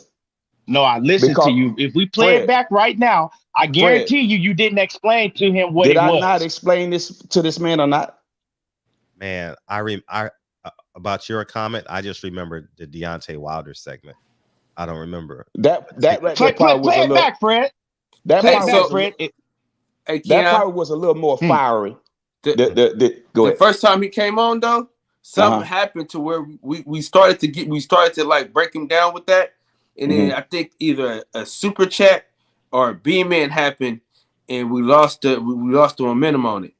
But we was finna go straight into it because we didn't get to really dive into it because something happened to where we couldn't dive into it. I can't remember exactly what it was. His phone might have even was about to die or some shit. I can't remember, but it was a reason why we did because Fred the one that brought it up. Right. Okay. But I know what you're talking about, but that didn't happen with me. I explained it clearly to this man. I say, we're not saying, sir, I think you missed the mark on what we was talking about. Yes, Bob Arum do hire black fighters. We're not, that's not what we're talking about here, sir. I say what we're talking about is Bob Arum, top rank, has blocked opportunities, right? He's blocked opportunities for Shakur Stevenson, for Terrence Crawford. And when you go to Canelo, the Charlo brother couldn't get a fight. Boo Boo Andre been chasing this man for years. I'm talking about champions. Okay, think about Valdez. What is his name? Is it Oscar Valdez? What is his name? Right. Okay, this man done been caught doping. Not only did he keep his title, brother. Not only did he keep his title, he was still able to avoid Shakur Stevenson, right? Not only that, right? This man have always ran just like Canelo, running from weight division to weight division to escape their mandatory black fighter. And this has been allowed at Top Rank. That's what it means by no black fighters. Bob Arum came on this show and said, he posed the question to somebody.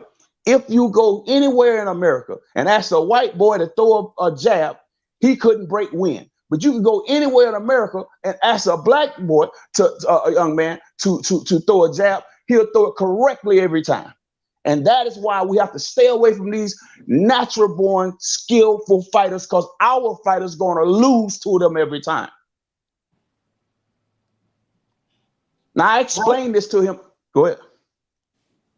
I didn't go into depth like I wanted to because I understood that there was a line, and I didn't want to, because you know I'm pretty long-winded, and I didn't want to hog up too much of the time, but I definitely wanted to get my point across. And he understood where I was coming from, even though he didn't agree with what I was saying. He don't have to. Just like you said earlier, he got this throwback mind of a Motown type mindset, right? You know, they stuck in their ways. They say you can't teach an old dog new tricks. That's what he represents. And I said, what you do, sir, is you throw a rock and hide your hand. You say, yeah, because Shakur Stevenson is a good fighter. No, he's a great fighter, right? But he don't sell. The money wasn't there. Listen, let me tell you something. And I wish I could have went further, but like I said, time. When I said that Devin Haney make more money and just as popular, more popular than the Lomachenko, think about the arenas that Shakur, there's more attendance. These fighters, think about Tyson Fury. If he's not fighting Deontay Wilder, this man don't sell. They got to give away tickets. I think, if I'm not mistaken, the man had less than 6,000 when he fought the fight before he fought Deontay Wilder. So how are these people bigger stars? They're not bigger stars. The only time people coming out to really watch these fighters when they fighting black, once we do get the opportunity to get a black fighter in the ring, yes, it's going to be worth the buy. Yes, people are going to clamor for it because that black fighter is something to watch. And that's what they did not want that black man on top. He done been there too long and they be damned. That's why Mark Kriegel can get on ESPN and talk down on black fighters talking about they got to play the villain. Why white men don't have to play the villain? Why Mexicans don't have to play the villain? Why any other ethnicity don't have to play the villain? Always the black man got to be the boogeyman. Why we got to be the damn boogeyman? So when people see us, they see thugs, they see gangsters, drug dealers, robbers, nothing positive. When you look at the young, especially these young fighters coming up today, if they're not college educated, they got a high school diploma. They got something going on. They're not idiots. See, when you think about boxing from the beginning, boxing was always a poor man and an illiterate man's sport. Somebody who didn't really have skills to do nothing but fight. The game has changed, man. People coming in with college degrees, high school diplomas, whatever.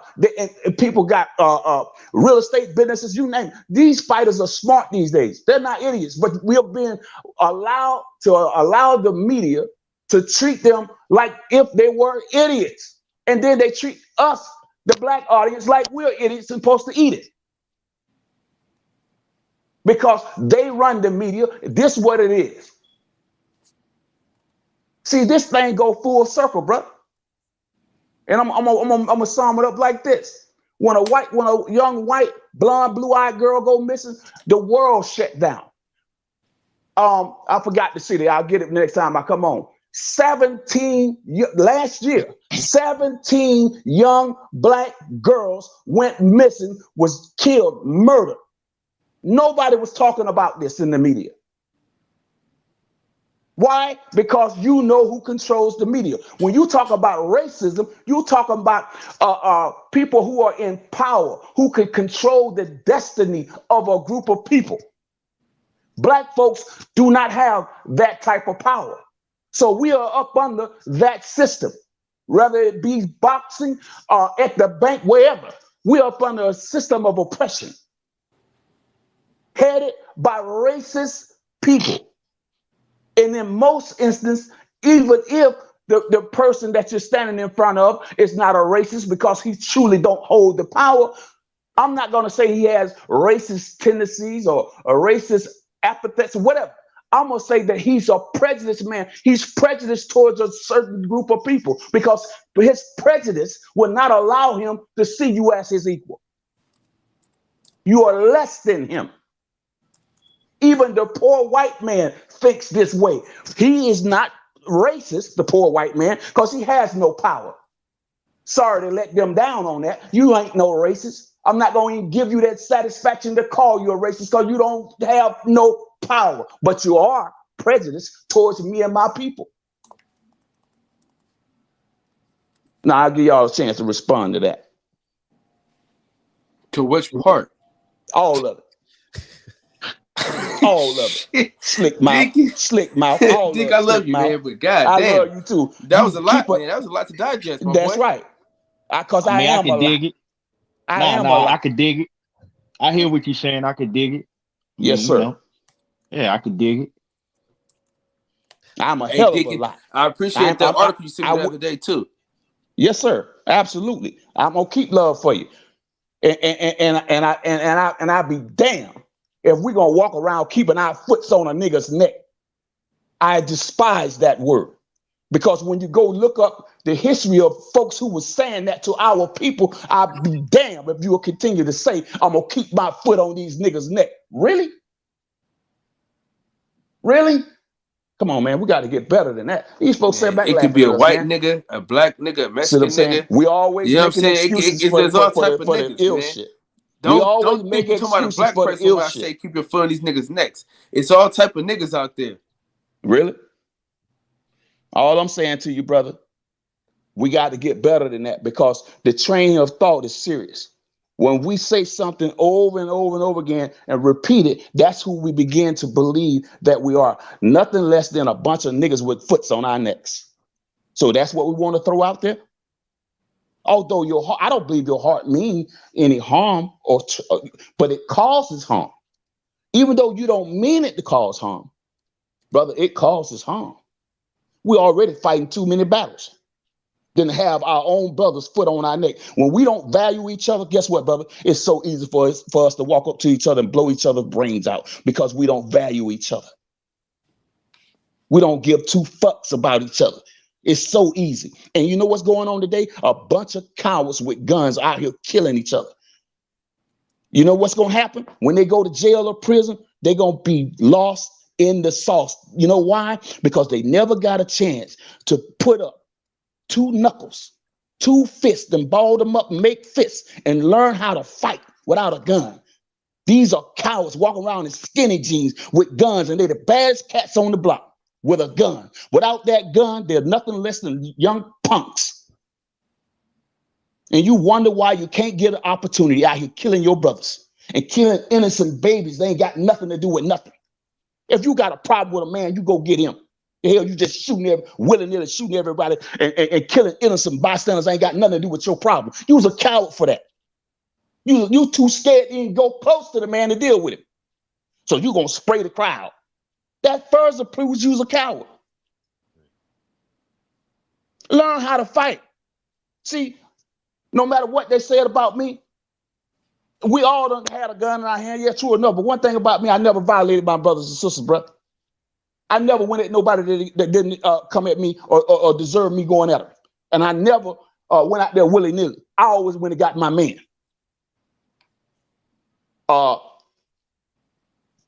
Allegedly. But you get my point. Yeah, I was gonna say that, man. You get my point. No statutes of limitations. It ain't one thing about it, bro. One thing about it. I got a history. If I don't say nothing good, I keep my mouth closed. I'm not gonna never say nothing to tear my people down. When I say I love my people, I mean that. I live by that. And I'm always trying to elevate the consciousness of the black man and woman to wake you up from a dead level of thinking to a living level of thinking. We'll walk around dead zombies. Walking around mentally zombies out here. We're zombies because your mind hasn't been resurrected. That's why it's so easy for us to blast on each other. You don't have the original OGs in the hood that's gonna try to uplift the young youth and try and give them game. No, they're gonna try to give them dope and a gun, a way and a key to the chain gang of the graveyard. What the hell is going on here, man? What's going on here? We got to get out of this mindset of tearing each other down because practice behavior is trained behavior, and then you react towards your training. You are training to kill one another on a daily basis. And man, listen, bro, allegedly, I've seen cats do this and walk right back around you, fire up a joint like they just left home out of the bed with blood all over their hands. Like it ain't nothing. You feel what I'm saying? Come on, man. We have become our own worst enemy. Deacon, I'm gonna try my best not to say the word nigga and keeping our foot on their necks. I got you. Hey man, that's why I love you, man. Because one thing about it, we're never above reproach. We're never above being corrected, changing. None of us. But when we have one that refused to hear anything, change, a situation that may not be good for us and just stuck in it, those are the people who we should separate ourselves from. Because those are the people who are tearing our neighborhoods down, tearing down our kids. Because our kids truly are our future. They are the ones who are going to carry the torch. But if we handing them, rather a torch, we handing them a sawed off, you know what I'm saying? Assault rifles and dope. And this is the torch that we passing. This is what we passing to the next generation. Allegedly, as long as I was out there in them streets doing my thing, I never passed that on to the youth. Man, I promise you, I put this on my life, man. And I can send something to you, Fred, and show you. It's a young cat, man. Just one of the testimonies. I got so many, hundreds of jits done came up under things that I said, done changed their lives. People are, man, done moved off to Atlanta, New York, all different places, doing well. And they reaching back out and thanking me. But not to put myself on. I say, bro, it was never about me. It was about my love for you, but never personally about me. No accolades for me, because I'll always tell you, to God be the glory. God gets the glory and he gives us the victory. But we have to work for it. Prayer without works is what? Dead. We have to stay on the right path, because there's a new and next generation who depending on us to give them the proper guidance and information. All right, I know it's time to go. Hey, man. Hey, Deacon, man. Real talk, all jokes aside, I love the message. I love the message you giving. I love it. But you could never say grace at no dinner of mine. If I'm hungry, I'll be then starved.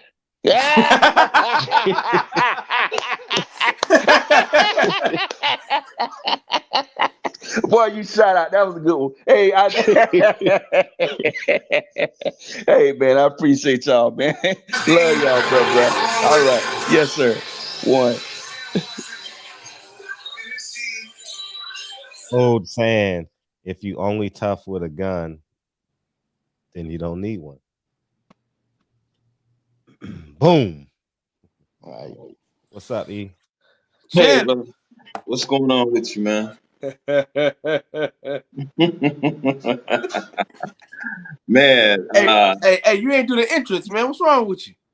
Oh man, I'm good, man. I about to lay it down. My daughter, she walked through here and she was like, "Daddy, are you listening to church? Is that a pastor?" I said, "No, sweetheart. That's my brother Deacon 305."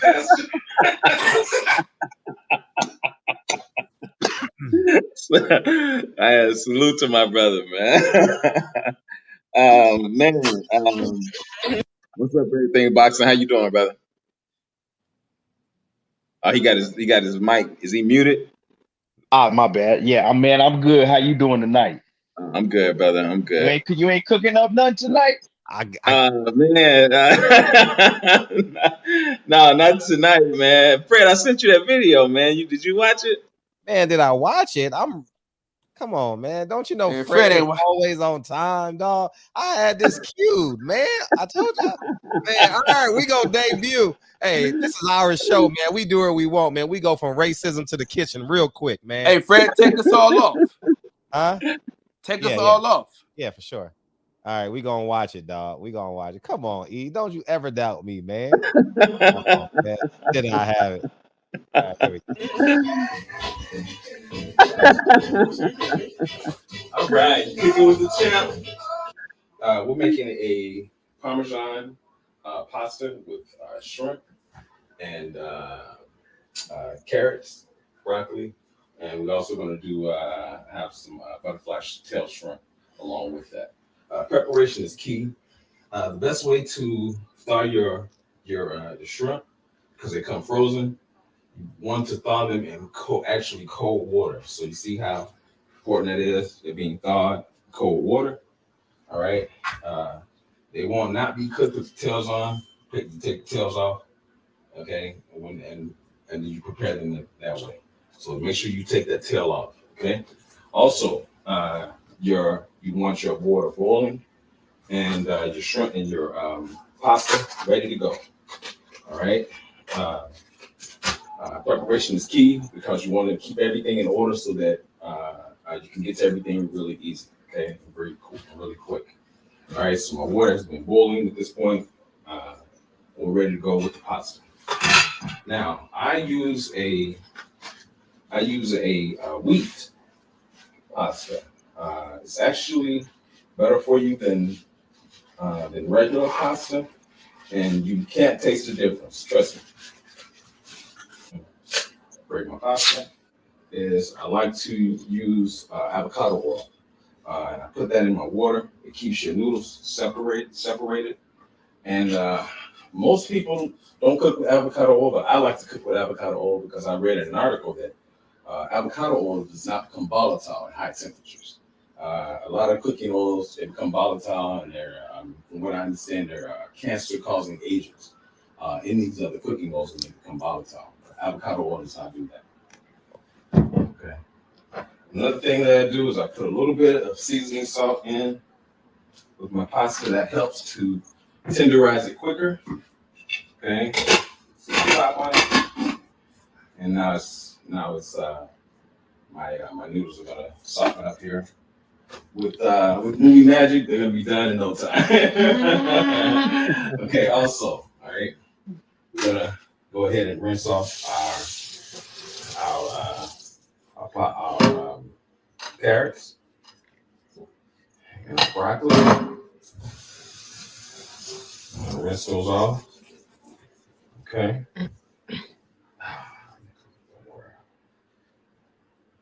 Okay, and I'll put those in our steamer. All right, turn that on. They're ready to go.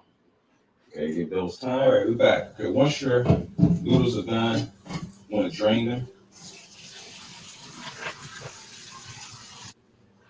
Okay, you want to put a little bit of Cavendish. Cavendish makes some of the best seasoning that you can get. It comes in the blue can or the yellow can. The blue can is the salt-free Cavendish, and the yellow can is Cavendish with salt in it. That one's salt-free, so I use a little bit of seasoning salt, not much, just a little bit. Okay. All right. I just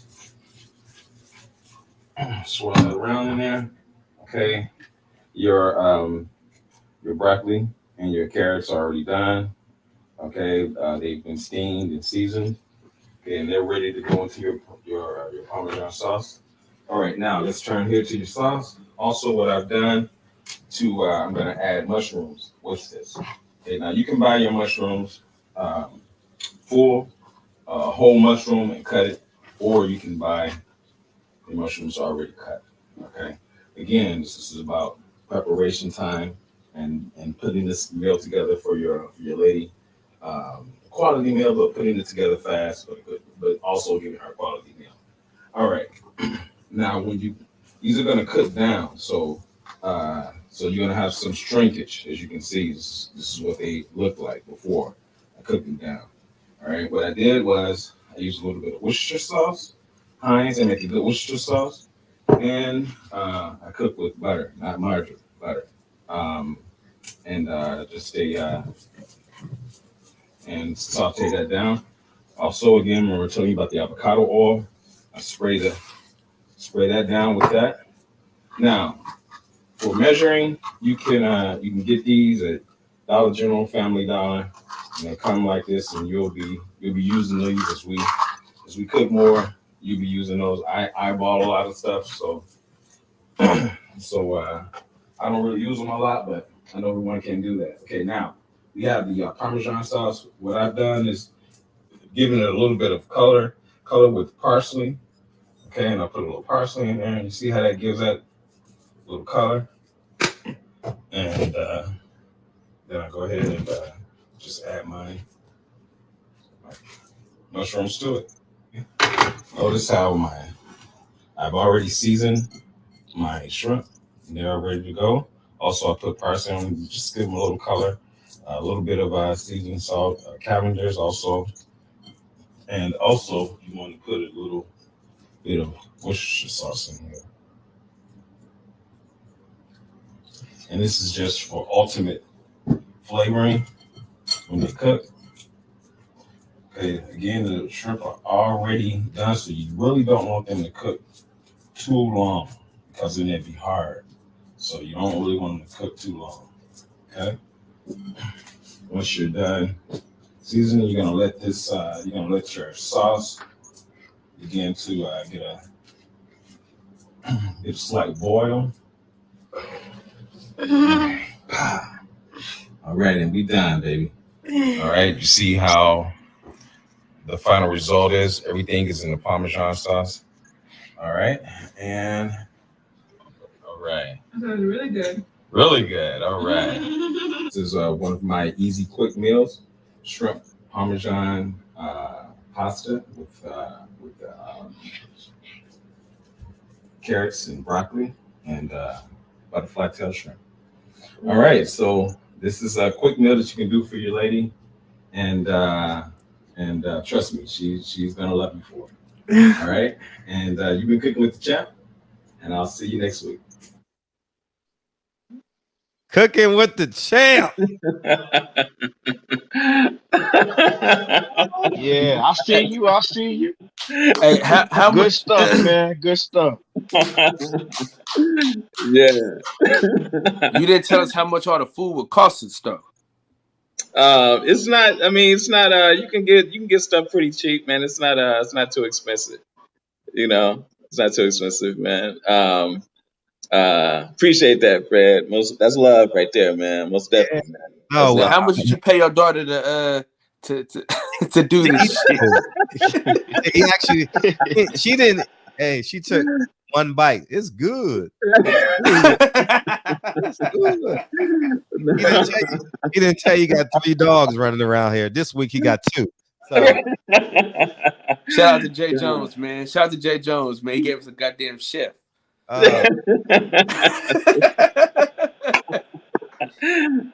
man. hey, listen. The only thing I'm mad about is you supposed to make chili for your first go around. It's supposed to be chili, bro. Oh, but you know what? It's cold here, so that's coming. That's coming. Yeah, man. Because it's cold. I was just talking to my daughter about that chili last night because it's gonna be like 17 in the morning, man. So 17 degrees? Yeah, it's pretty cold here right now. Oh shit, boy. Yeah, it's pretty cold here right now. You know, but yeah, I just I jumped in, man. I didn't catch the beginning of the show. You good, Fred? I heard Deacon mention something about you were going through something. Everything good? Yeah, everything good. Okay, cool. He always downplaying shit, man. You can't ask Fred shit, man. Yeah. Hey, the nigga Fred can get his leg amputated tomorrow. You never know. You never know. Nigga act like he, you know what I mean? You all right, Fred? Well, you know, shit. A lot of people ain't got legs. That's Fred. That's. Yeah, I'm gonna do a Caribbean Bowl, man, and I'll send that one to you. Let's check it out. That was one of my best. Use my song if you want, so we don't get copyright. Oh, okay. Use my song. Yeah, I'll send it to you. That's what's up. Okay, cool. Send that to me.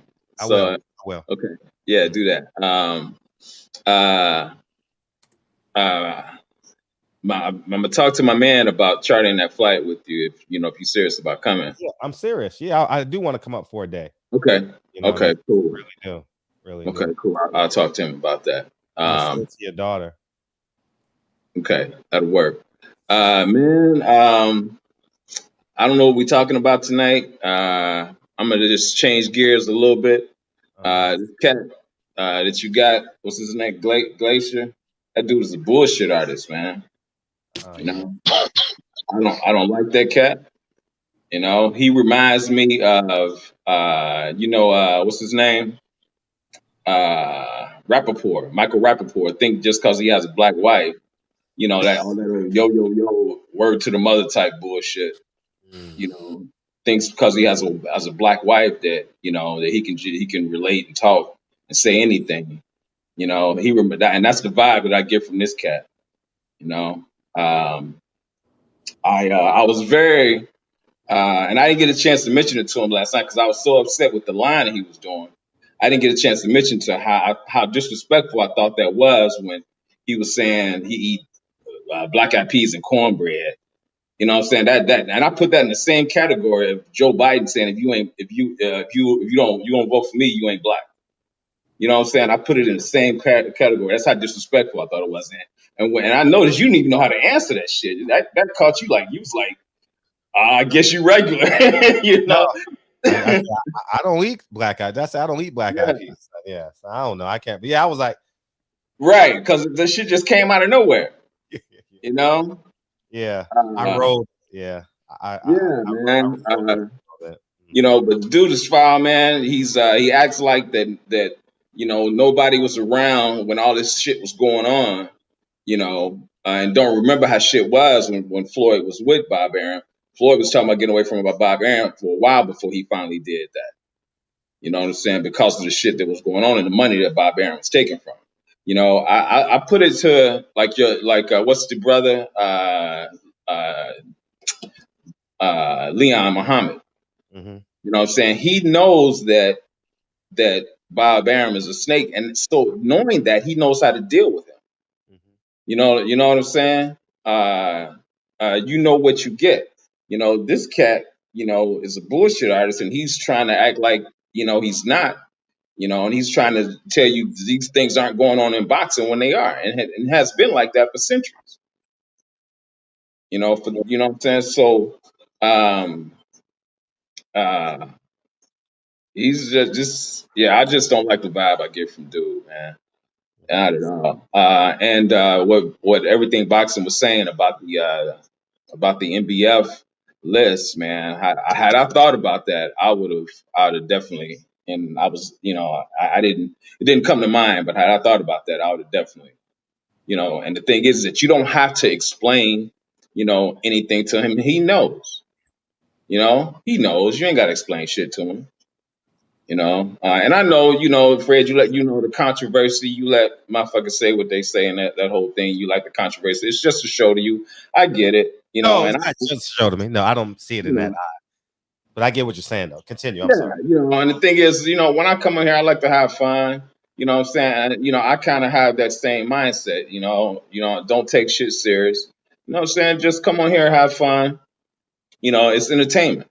You know what I'm saying? But the vibe that I get from that dude, man, and when he said that shit, I just put that on the same level as Biden with that. If you don't vote for me, you're not black bullshit.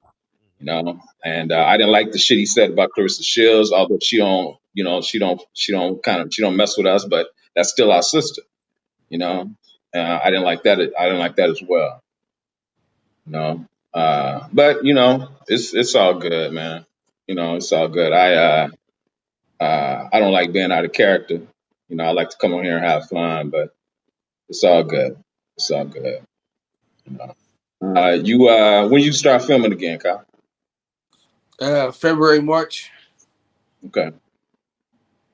I'm looking forward, man, to your next film. Had you thought about? I know what I wanted to ask you, Fred. Had you reached out to Shannon Briggs? I did. You didn't get anything back? Nothing. I have his number. I have a Texas number on it. Remember I told you? Right. Texas number. It's this bad. Yeah. I got a Texas number on him. I wrote it down. Yeah, it would be cool, man, if we could get him on, man. Anybody know Shannon Briggs, man? Hook us up. Yeah, most definitely. Blue Blood knows Shannon Briggs. Okay, dope. Yeah, they live in the same. Really? Yeah. Oh Sure. man, know him personally. We need to holler at Blue. I thought you was gonna bring Blue on, Fred. Bring who on? Blue. I thought you was gonna bring him on. Didn't you say you're gonna bring Blue on for a show? Yeah. He's always welcome. Now we do shows at the same time now, so we'll figure that out. Well, Yeah. he's like an hour into hours, but yeah, we'll work it out for sure. Cool. Okay. All right, man. Like I said, man, that was love, man. I'm gonna do a couple other videos and I'll send them to you. You Yeah. know, I'm really, my thing is to really put this show together, and I kind of want to, like an introduction where I can, where I can splice in, different scenes from dishes that I've made, and just kind of, You can make whatever you want. yeah. Okay. Make sure you get your goddamn chef coat too, nigga. Don't come in here with no goddamn t-shirts, man. You Chef Boyardee now. All right, my brothers, I'm good with y'all, man. I'm in the chat, man. All right, salute to you. All right, now salute. Yeah. Peace. What's up? Fred, what's going on, man? Appreciate you and thanks for waiting. Right on the panel. Thanks for waiting, dog. Nah, no problem at all, man. I know you got a busy show, so just appreciate you, man. Everything in boxing, man. Boy, you cooking tonight. I ain't mad at you. I ain't mad at you at all, Kyle. Bro, I'm looking and I'm new to goddamn the barbershop, but Kyle, look at I definitely want to check some of your documentaries out and all that, bro. Like, I don't know where they posted at, anything like that, but drop a link or something like that so I can know where to find them. You know what I'm saying? So I can check man. Theboxingsection.com, but I'm gonna put the link in the chat. Okay, that's a fact, bro. Facts. And I appreciate that, man. Just want to kind of jump on and talk about a little bit of what Rick Glacier was talking about last night. And y'all might be mad at my opinion on it, but I enjoyed Rick Glacier being on here. I enjoyed it because he brought some things that I definitely don't agree with. Let me say that first, but at the same time, it gave me a real good insight on what I like to call the boxing politicians. You know what I'm saying? It showed me what their insight is, what their mindset is. One thing that I noticed a lot of what he was talking about is how and I'm going to say accuse, even though I don't want to accuse him of anything, but I'm going to say he accuses us of confusing capitalism with racism, right? That was very interesting to me. The reason being is because you go back and you look at things like slavery. Slavery technically was because of capitalism. People were gathering slaves and enslaving people. It wasn't about it was about war, one thing, but it also was about money. You know what I'm saying? And a lot of what he was saying was we're confusing capitalism with racism. And the thing is it's so interesting how it's capitalistic, should I say, for you to have your fighters avoid black fighters. And everything boxing, one thing real quick, bro, like I do think that Deacon, he did kind of speak on explaining the NBF list as far as how Cameron Duncan explained it, saying it's not about necessarily Top Rank signing black fighters, but it's more about Top Rank protecting their fighters from black fighters, right? The thing is though, it's still, even then, he still went back to one thing. He went back, he said, you're confusing racism with business/capitalism, right? So I'm thinking, I'm listening to him, and I'm thinking to myself, I'm like, okay, that's actually a valid point. I disagree, or I'm not even going to disagree. I think that the problem is when we talk about slick fighters, who are the slick fighters in boxing? They're black fighters. It's few and far between that you're going to name me a white fighter or Mexican, any other race that's a true slick fighter. You know what I mean?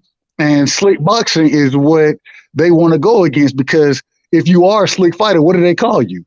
They call you boring, right? But then the point that I would have brought up to him is when it's Lomachenko, who is a slick fighter, he uses angles, he uses movement, you know what I'm saying? He's the Matrix. And I just thought it was very interesting in how he categorized racism versus capitalism and protecting those fighters. I think that really brings out the point in what's going on in boxing now. Yeah. A lot of times they talk about the great Mexican warriors. The great Mexican warriors just stand in front of you and throw punches. You know what I'm saying? And one thing Floyd he brought out is the sport of boxing. What we always say, you want to swim without getting wet. You know what I'm saying? When you swimming without getting wet, all that's saying is that your defense is so superior to your opponent that you're able to touch him, but he can't touch you. You know what I mean? Which is what a slick fighter is, which is what most black fighters have started to become. And so I just wanted to hear y'all opinion on my thoughts on him comparing the slick fighter or capitalism, racism to capitalism, and then the slick fighter, which I would say would be mostly black fighters. What are y'all thoughts on that? And if I could, everything boxing, man, I want to hear your opinion first. No offense to Fred, no offense to Kyle, but I do, I ride with you. You know what I'm saying? So I just want to hear your opinion. I think we were on the panel the other day on knockout boxing together, but just want to hear. Offense. Go ahead. No, I mean, he's a slick talking Italian. He gonna try to go around it and outsmart you. That's his thing. And that's his way of trying to act like racism don't exist. I mean, another thing is he said that in his household, the conversation never comes up of race or racism, right? About racism. In his household, they never talk about that. They've never talked about that in his household at all, right? So very hard to believe. Well, the thing is, if you don't talk about it, it doesn't exist. You know what I'm saying? That's their way. If you don't talk about it, it doesn't exist. It's just like when black people bring up racism, right? In sports or anything, what's the first thing that white people or other races will say? My best friend is black. well, what they say is, you're playing the race card. They playing the race. Look, here he goes playing the race card. The race card. That's what they say, right? So they want you to not talk about it, right? Because if you talk about it, then you're playing the race card. That's what he was basically. So basically, going back to what he said in his household, we've never even talked about that. That's never been a conversation. Of course you haven't. Of course you haven't, because if you don't talk about it, it doesn't exist. Facts. So go ahead. And so with how he took us all around the block with the capitalism and all of that, man, that's just him. He's not going to sit up. He's not going to admit it, right? I mean, one thing I noticed about him, I'm not tripping on him, whatever, he's his own man, whatever, But one thing I did notice about him, it damn near hurt him to say positive thing about any black fighter.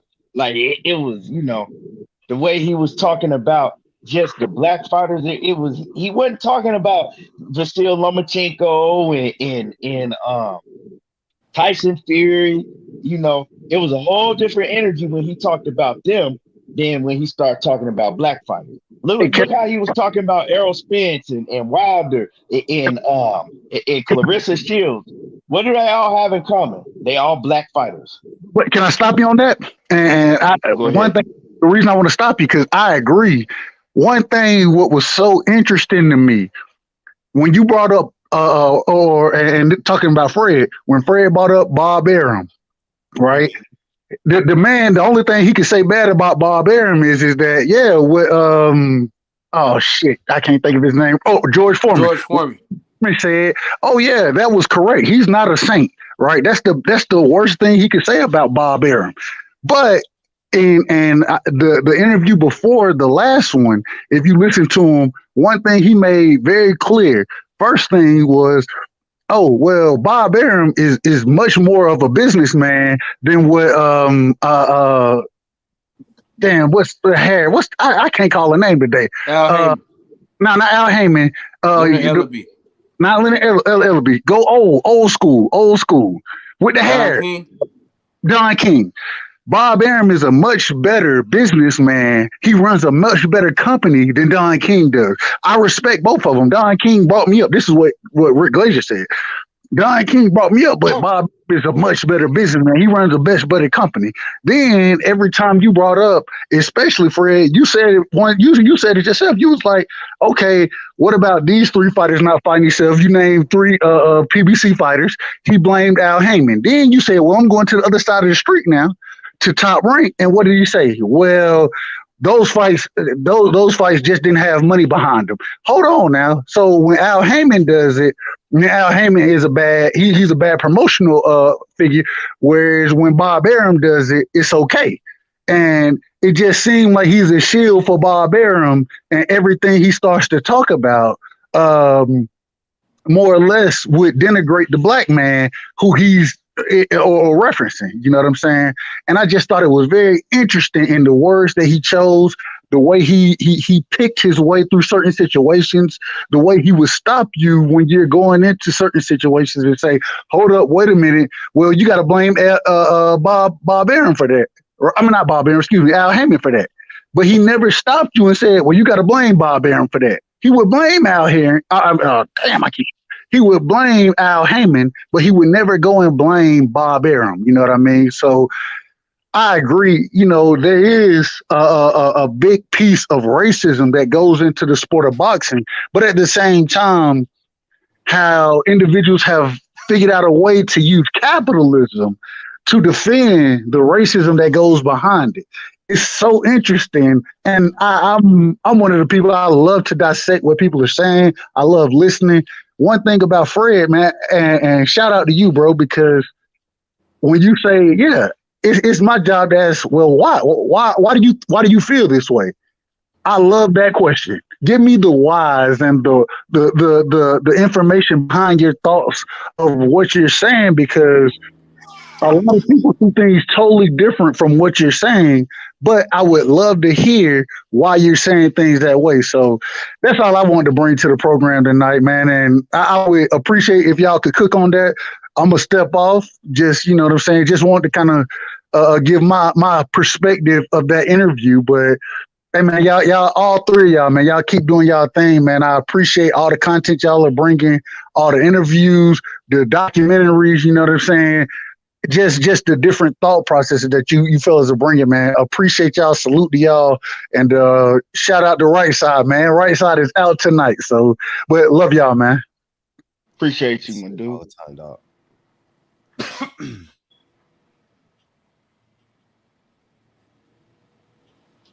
Kyle, you got anything? Well, I mean, you know, I addressed the nigga plenty of times, you know what I mean, as far as the race shit goes. But you know, whenever a nigga keep telling you the same shit over and over again, ain't no point to argue with a nigga. You know what I'm saying? Y'all want us to keep arguing over the same shit over and over again. And they kept saying capitalism. I'm not gonna keep saying, oh no, it's racist, it's not, it's this, that. You know what I'm saying? So I'm not gonna keep arguing with a nigga about the same shit. You know what I'm saying? Hell, the only person I argue with like that is my wife. You know what I'm saying? But I'm not gonna keep going back and forth about the same shit over and over again. Cause I told him, you know, see, if it ain't racist, nigga, it sure is some bias. You know what I'm saying? I said that for damn sure. And the thing about it is, to a point, it might seem like it is racist, but at the end of the day, shit, the black fighters are the best fighters. You know what I'm saying? So they don't want to risk the Mexicans against the black fighters. I mean, so he got a point. So it's really, I mean, you know what I mean? There's a point to be had. But what I say is there's racism in boxing for sure, because the nigga said he could basically call Terrence Crawford the $1 million slave. You know what I'm saying? He said he nigga should be happy. So, not forgot all about that shit, man. You know, it's easy to play Monday morning quarterback. You know what I'm saying? When you think about some shit. Damn, I could have said that, but you know, for me, it's like, nigga, he kept saying capitalism. He had a good point on why he was saying it. So it's hard to keep calling him motherfucker racist. You know what I'm saying? So, but racism does exist in boxing. That's for damn sure. We know that. But you know, it's hard to prove. You know what I'm saying? When a motherfucker give you a good answer as it pertains to the money. And Fred said this shit all the time. So follow the money. Follow the money. You know what I'm saying? You follow the money, you get your answer. And shit, they don't want to risk the Mexicans against the black fighters. So of course, they're not gonna fight them. But Oscar Valdez got to fight Shakur Stevenson now. Mm-hmm. I'm happy about that. And this is going to show you why they don't put the Mexicans against the black fighters early on. Yeah. Asking a person, I got you next, Keem Herbo. Asking a person to admit that they are racist means you're asking them to live the rest of their life all by themselves. Who wants to be associated with a racist? You know what I mean? So they use systems, and that's why it's called systematic oppression. He admitted in so many words that he believes in systematic oppression, and I just simply use the word like business. That's the structure of business, right? Absolutely. Now you get it, Fred. Yes. Us, on the other end, call it systematic oppression because it's not illegal. Remember, racism was legal. I mean, slavery was legal. So guess what else is legal? Creating this plan in which we can create the rules and this sport called boxing. And I believe that they don't see it as racism. They don't see it as oppression. They see it as you have a role. You know, they don't see it as I'm oppressing a black guy. No, they see it as I'm going to exploit. I'm going to exploit what we created. They're going to exploit the Mexican fan base. They're going to exasperate the talent of the black guy when they need it. They want him to get old. They want him to be 35 and then fight the young 23-year Latino guy, and then he blows up into a megastar. That's what they want.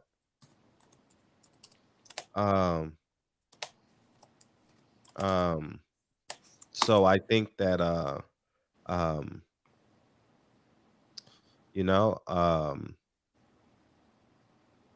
not I mean, I can see the like the buzzwords that he's saying. But that's also an answer. If he says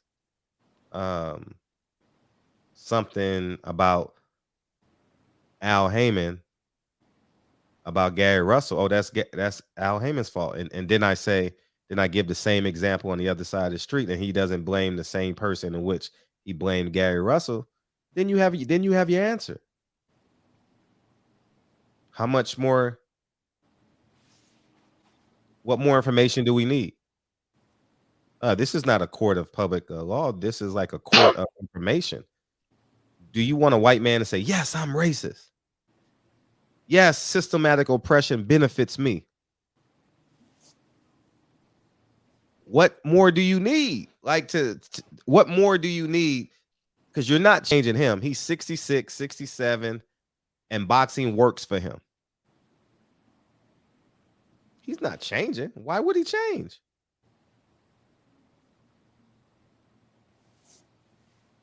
I think, who cares who has the answers to the test? I don't care if it's the kid who smoked weed every day or the pretty girl that's going on course to be the valedictorian. I just want the answer. Many of us want to bicker and break them into saying, I'm a racist. Come on. The reality of it? Who's going to say that in 2022? It's not going to happen. But you can get your answer on how they feel and what they believe about life.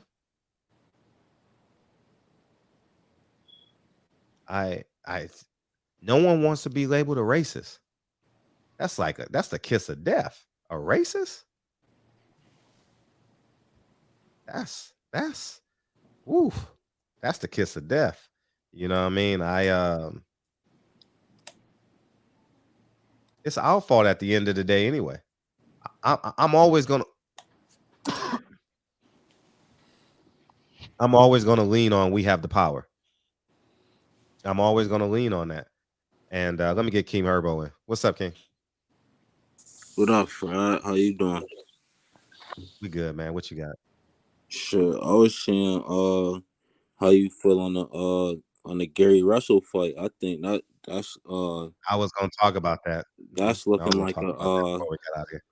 that's looking like an upset. I'm not gonna lie, and the reason why I say that is because Gary Russell he know that's a tough fight. Due to his father being out, I hope that his father get through what he going through. Yeah, he is. He got his leg amputated, right? Yeah. Yeah, so that's tough. His foot. His foot. Yeah, his foot. And that's gonna be tough. I know that's on his head. And you gotta think he lost a brother a year ago. So that's on his head every day. And also he don't got the training that he used to. So I mean that's gonna be tough, man. I'm praying for Gary, but I mean if you going out there to go bet, the right bet is to go bet on that Mexican or whatever he is. And on the racism thing, I don't think racism truly exists if fighters go do what Fraz said, what Fraz say in his videos. Devin Haney should have been fought Gary Russell.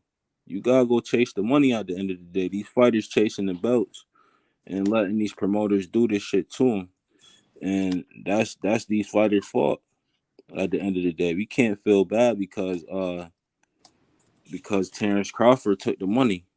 We can't feel bad for Terrence Crawford. We can't. And I mean, these fighters need to learn their lesson and honestly do what Fraz say. He giving you the answers. He giving you the answers at the end of the day. It's like us feeling bad for these rappers signing a 360 deal. You signed your soul away. We can't feel bad because you got money at the end of the day. You gotta do the best thing and promote yourself, man. Be your own man at the end of the day, and sacrifice everything, man. And that's all I gotta say. Appreciate you. I'm gonna read this. One of your I'm not gonna tell you I was sent this to me. One of your favorite fighters just sent this to me. He says, "Tell your panel that they have structured this game to the point where black fighters can't get major paydays without fighting a non-black. They've set this thing up to the point that blacks has to fight 9 blacks to get paid." And he asked, "When was the last time you seen 2 black fighters in a mega fight?" And you know, it's an ugly game. And we linked on, let me get 817 in. We linked on Floyd Mayweather and Al Heyman. You know, don't forget, Gary Russell this Saturday. I'm very interested in this fight. Atlantic City, if you're in the Atlantic City area, go support and watch it on Showtime like me, you know. And well, I'm gonna watch it somehow. I mean, I don't know. I wish they would have gave him. Why can't they just put his brother on the same card? Why can't they just do that? Sounds too much like right. I just don't. I don't get that, man. What you just said about what the fighter sent you, right? Mm-hmm. Repeat that again. Repeat that again, real quick. I'll read it to you exact word for word.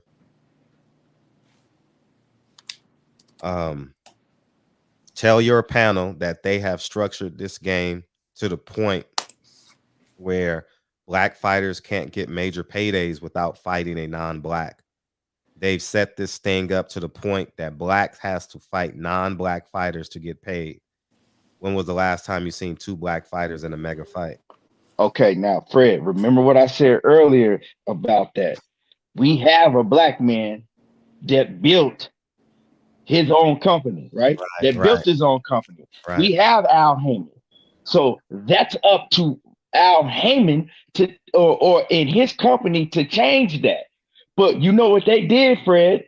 is they continue to go with that same model. Now, when they first came out, they tricked us. Mm-hmm.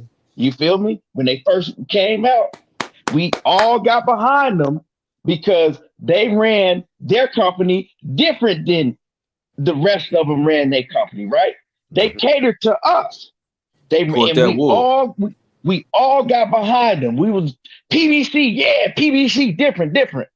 Soon as they lured us all in, what did they do? They Fuck you. changed and they started and he ran his company just like the white man do. Mm.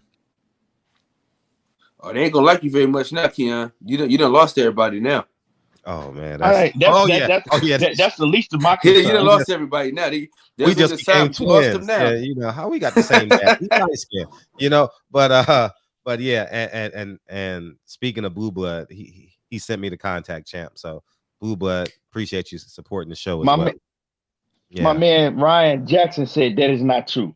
So we don't see pay-per-views with Errol Spence and then a pay-per-view full of nothing but Mexicans or whoever it may be. So I mean, what I see is very true. man, Maybe it's we just true. don't want to admit it. Man, the co-main event for Luis Ortiz, Deontay Wilder was Leo Santa Cruz. Shit made no sense. Made no goddamn sense. Made no goddamn sense. You should have Check this out. Check this out. Mm-hmm. We got to go back damn near 3 years to think about a great PBC card. Talk the shit you want about Rick Glacier. You know what I'm saying? Say what you want, but the nigga is telling the truth. They don't have good cards, bro. You know what I'm saying? They just don't, bro. Like, bro, let's keep it solid, man. The last good card we had was Errol Spence versus Sean Porter. That's the last one where everybody on the panel can name everybody that was on that card. You can't think of nobody else. You can't think. Go back. What was the last pay-per-view we had for the PBC? Was it Canelo Alvarez? You can't think about who was on that card. Who? Frank Sanchez or who else? Frank Sanchez. Well, yeah, was he on? He was on the Wilder. Frank Sanchez. Well, yeah, because he was on another card. All right, I think he was just on this all heavyweight let's bring card. up how bad that card was. And that was a mixture. That don't even count. That was a joint venture. That was a top rank card. So that technically wasn't a top rank. They ones that actually put on the better fights. For the top rank fights was better. But see, I do agree with Rick Glazier when he said about the matchmakers at top rank, and you could clearly see it. Top rank, they overall events be way better than PBC's overall events. They just do. They matchmaking is a lot better.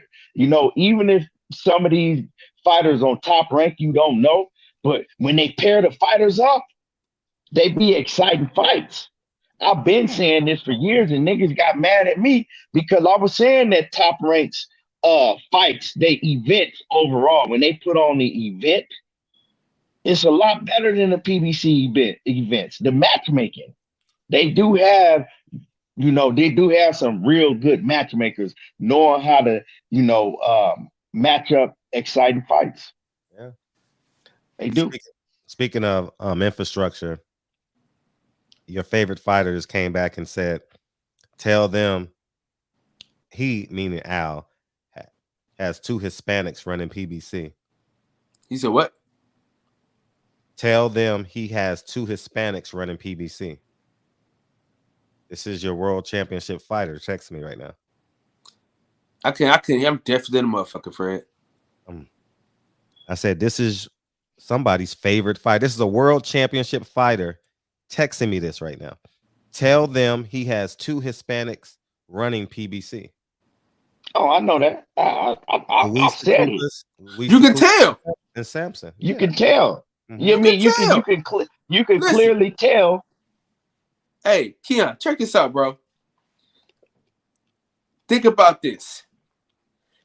Even that card, even the Errol Spence versus Sean Porter card, although it was a good fights on that card, guess what most of them niggas was? Mexicano, Mario Barrios, David Benavidez. You know what I mean? That was the co-main. You know what I'm saying? Like the first fight, the co-main. You know what I'm saying? Then the main event was Earl Spence, Sean Porter. I mean, look at the Juneteenth cards. I mean, Oh my God. I mean, come that was on, the bro. worst shit ever. You know, but the thing about it is, they say, "Hey, you guys can't say anything about the black people."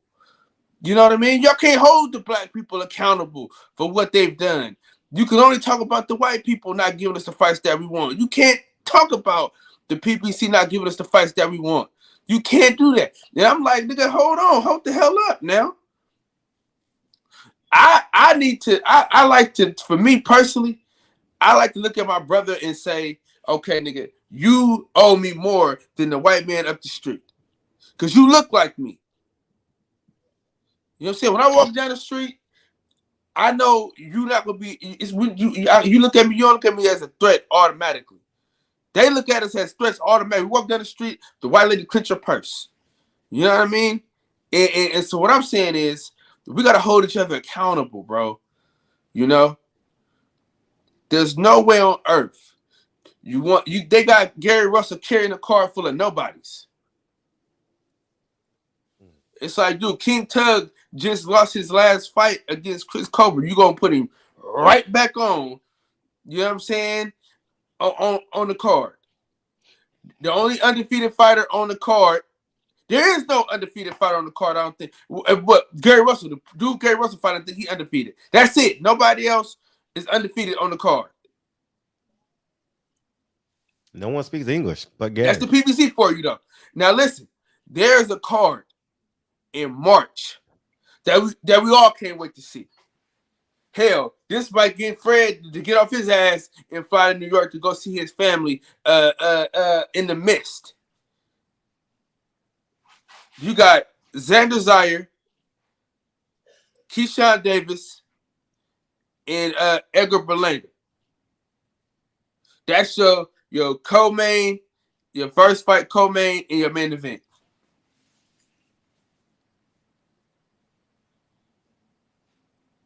That's something to look forward to. And we say Top Rank is racist. Well, shouldn't Bud have a home? Right? Shouldn't Bud have a home? As soon as he left Top Rank, PBC should have gave him whatever he wanted. You know? And it's the thing. The mega fight is right in their hands. They don't want it. That's what I don't fucking understand. They don't want it. That shit, it's right, man. Listen, I'm gonna tell you one thing. If I get to a club and the bitch is about to give me some pussy at 9:45, nigga, I'm not dancing till 1 o'clock in the morning. Hey, we going to the crib. I'll bring you back if you want to come back, but she ready right now. These motherfuckers are just gonna sit there and just devalue Bud. I want to get Bud. Bud devalue himself. Mm-hmm. Nah. See, here you go. Here you go. 817. Now we giving you everything on a platter. You still want to knock this shit off the table? I'm just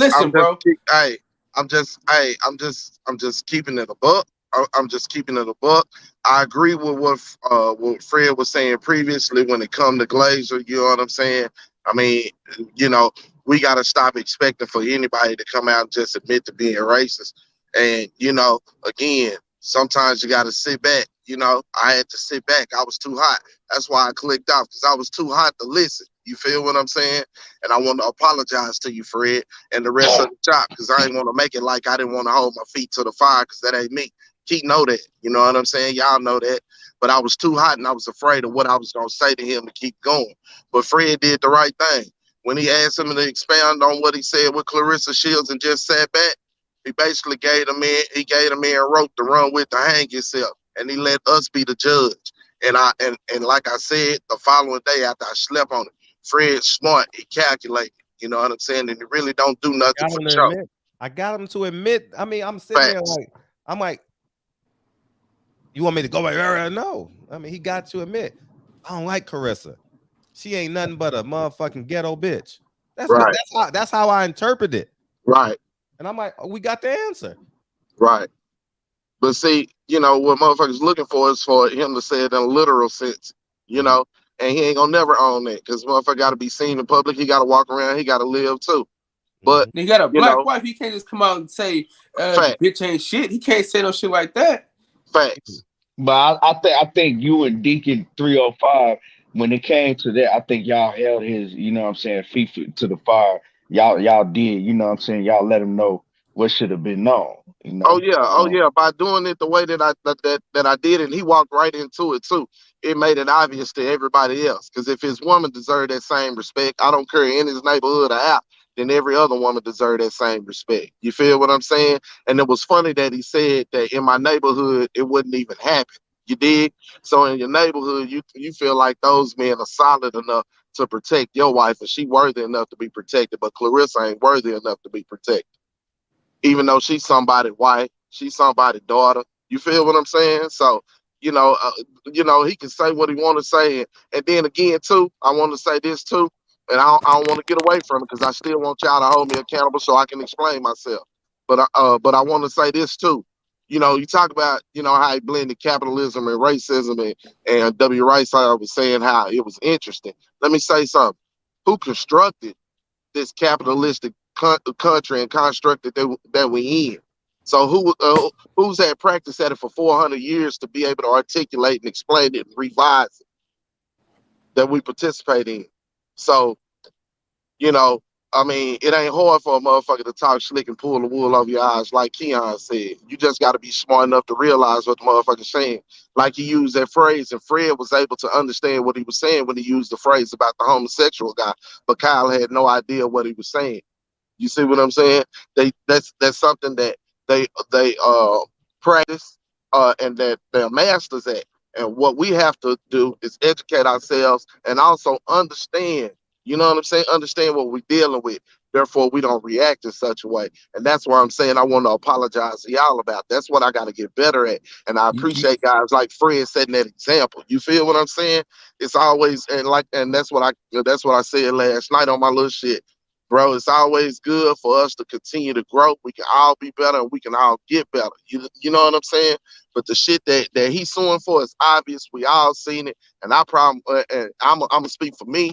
My problem is we were saying it then. We were saying it then, and we were screaming for him then. It wasn't about a fan of one fighter or another fighter. It was about wrong and right. And you could tell that he was being wrong the entire time. But the fucked up thing about it was he was co-signing it and protecting it. So that's why I say, he didn't. It just ain't PBC devaluing him. He devalued himself and what he's bearing. They telling him in so many words in the media. Basically, they was strong arming and negotiating in the media. But basically, they was telling him, bro, that monopoly money, them accolades, that monopoly money, them numbers, bro. You in America, that's Canadian shit, bro. It ain't amounting to nothing. We don't want to disrespect you by telling you exactly what the fuck you worth. But what you're asking for, you ain't nobody finna just hand it to you because you fucked yourself off. That's just my opinion. That's good. I feel you on that. In my opinion, that's one of the worst profile pictures I've ever seen in my life. You know what I'm saying? After that ass whooping y'all took, I don't know why you even got that on your damn screen. Hey, y'all gonna be there next week, Kyle. You gonna be sitting watching just like we is next week. Hey, listen. You get out there and scrap enough, Kyle, somebody gonna put one on you. You feel me? But if you got out there, you're gonna get a whole lot I more will say respect. this though. Nobody comes out and talks about like the racism shit until they disgruntled employees. Once niggas get disgruntled, then they start saying like, oh, they hiding them. They hiding this guy, that guy, except for Shakur Stevenson. Shakur Stevenson said it straight up, man. Bro, you gotta look at it like this, bro. Okay. He protected Bob. He told us we was fools. He told us Bob was doing his best to get him to fight, and he was being difficult. I mean, he attacked the PBC. and Earl Spence and everybody around in that motherfucker. I mean, he passed up on fights and said Bob didn't provide him the fights. I mean, we've got tangible evidence, and again, it's because we live in the social media area. It's a little bit different. It's dangerous out here. There's cameras and shit. This shit recorded. We can see it. It's shit. We can go back and I mean, hell, you can go back and watch BFTB live and go back and see half the evidence. The only thing we ain't getting to see is Bob books and the contracts. But I'm just saying, y'all. He's culpable. He was complicit. It ain't no. I mean, he had to sign. He had to choose to say them things. He had to choose to do those things, and he had to choose to allow those people around him, including Bomac, to be able to persuade him. He devalued himself. What the market bears is what they always say. Fred, a businessman, you get what you can negotiate, right? Not what you worth. You good? So, this ain't no pick on Bud session or none of that. I'm just being honest, bro. You know what I'm saying? He did it to himself. And the fuck part about it is, while everybody was standing on their tippy toes yelling, saying, say, Bud, he doing you wrong. He doing you wrong. Like I said, I was in Vegas, man, the week of him in the Porter fight. Bro, they was promoting Chippendales at the hotel that he was fighting at. That shit was ridiculous. So, it was hard for me, Fred, to sit there and listen to him disrespect Clarissa like that. You know what I'm saying? In that way, when I know he got women that he love, care, and cherish and appreciate. You know what I'm saying? I know the man was old and all of that, but he didn't carry himself in the proper way. And when you put yourself in harm's way, and when you wrong, somebody line to straighten you up, and not in the way that you expect. And I think any man in here worth they salt. Any man in here worth they salt. I ain't gonna say we'll put hands on that man, but they would at least step forward and be a man in that situation and say something. Because that's no different than a man putting his hands on a woman. At that point, at that level, the ferocity and the velocity in which the words was coming at them, and they people. So it's two sides to every story, and the motherfucker exposed itself, man. You know what I'm saying? You choose to buy what you want to. Y'all want to believe all that shit. He got to tell the truth in some of that. He can't just sit up here and bald face lie about everything. But you can tell who he choose to protect and who he got a better view of. That's just me, bro. But I want to say that, Fred. He already told y'all from the gate that he don't fuck with Al Heyman on some business shit, on some personal shit. So after that, Didn't acknowledge him at dinner or something. I thought it was about some money or something, right? I think. No, it was about dinner. I know Lou DiBella owed him $7,500. I know that for sure. $2,500, and what's called owes him $7,500, right? Lou DiBella owes him like $2,500 or something like that, and Jerron and his manager owes him $7,500 or something like that. Yeah, something happened with Al Heyman. It was all, I thought it was some business shit, some personal shit though. Mm-hmm. Yeah, more personal than money. He has he's coming back on the 31st with the Freeway Rick Ross. So there you go. I just think when you think about Rick Glacier, it's like how you gonna, you know what I'm saying? Really, when you really think about it, you can't expect a man that's downright racially biased himself to admit that boxing is a racially biased, racially driven sport, right? He's not gonna admit that because he's racially biased himself. It's like punching a brick wall and then wondering why you broke your hand. You know what I'm saying? You can't. He's never gonna admit that because when you listen to him talk, he's very, very racially biased. Like, so he ain't gonna admit that it's going on in boxing.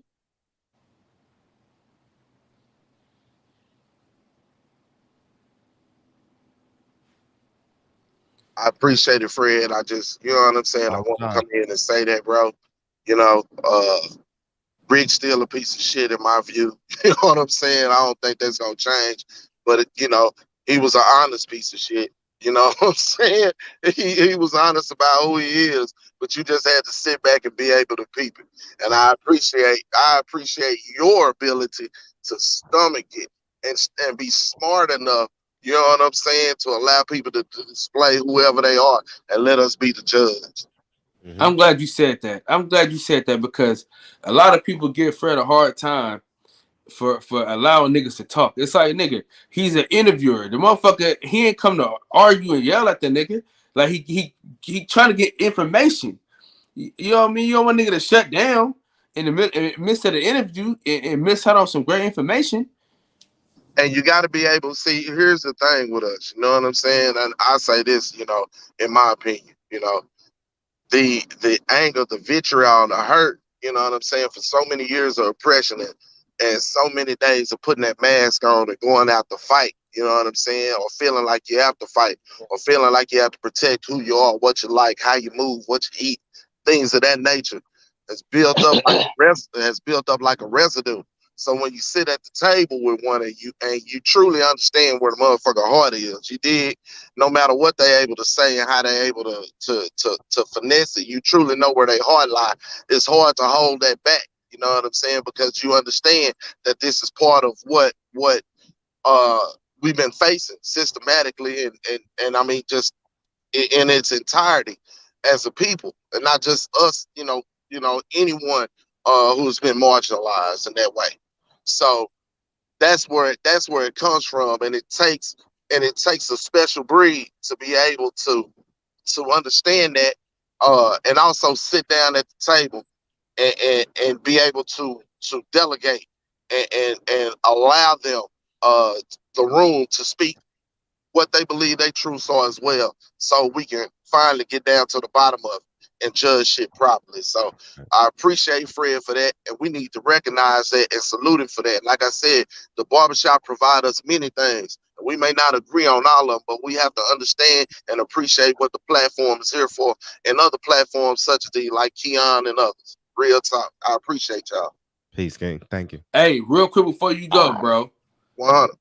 After we beat the Green Bay Packers on Sunday, come Sunday night, Monday night, you're going to have a 49er logo in that picture of yours, my But boy. Kyle, put 100 on it.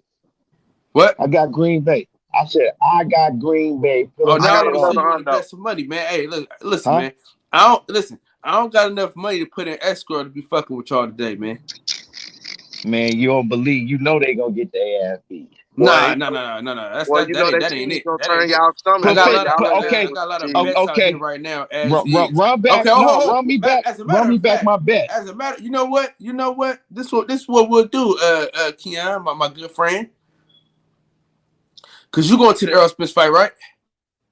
Hell yeah. Huh? Yeah. Okay. Sure. All right. So nigga, listen. When the Green Bay Packers get their ass beat on Saturday, right? We gonna go out to eat. When we go to Dallas, we'll go to a nice expensive ass restaurant. You know what I'm saying? All right, we can do that. That's what we're gonna do. We already know what We're you're gonna on. link up. We linked up last time. We'll feed your light skinned ass if you're lucky enough to get by. But I ain't worried about it, bro. Me and Key gonna eat good when you come down here. Right, we gonna eat real good. Take them to Fresco. Yeah, come on down. I'm research. I'm a research the most expensive steakhouse. You know what I'm talking about? All right, we gonna do that. Be careful what you wish for, my man. Because it's going down. Frisco's. Take that nigga. He gonna be working 20-hour shifts when he go home, boy. I don't even want to be able to read the menu. Yeah, we're gonna treat you like a cowboy rookie or something. Where is it, nigga? This ain't French class, nigga. What you want? We. Oh yeah, Hey, get your I ass want out some of of that here, too. man. I want Bring some this of nigga that out, too. Light Fred. But skin, put a come song. on. Light skin for the win. Come on, man. Say, man, hey, before I get out of here, hey, one time for you. 2 out Earl back. What y'all gonna do? Yeah. Yeah, man. Man, I enjoyed. I mean, I enjoyed the shows. You know what I'm saying, that you had Rick Glacier on. You know, like, hey, he's full of shit, but with a lot of stuff. But he is very knowledgeable. He's very knowledgeable, and you know, some of the shit that he say got a lot of validity to it. Yeah. Man, I ain't gonna lie. I would love to interview David Duke. I'm keeping it a buck. Like, I'll So be who? like, David Duke. Like, I would love to interview like a stone cold racist. Like, I would have loved. Give me an hour with him. I would have loved it. Like, I want to know. Like, I don't know. Maybe I don't know, but yeah. What would you believe? How would y'all feel if they started moving Earl Spence towards Canelo?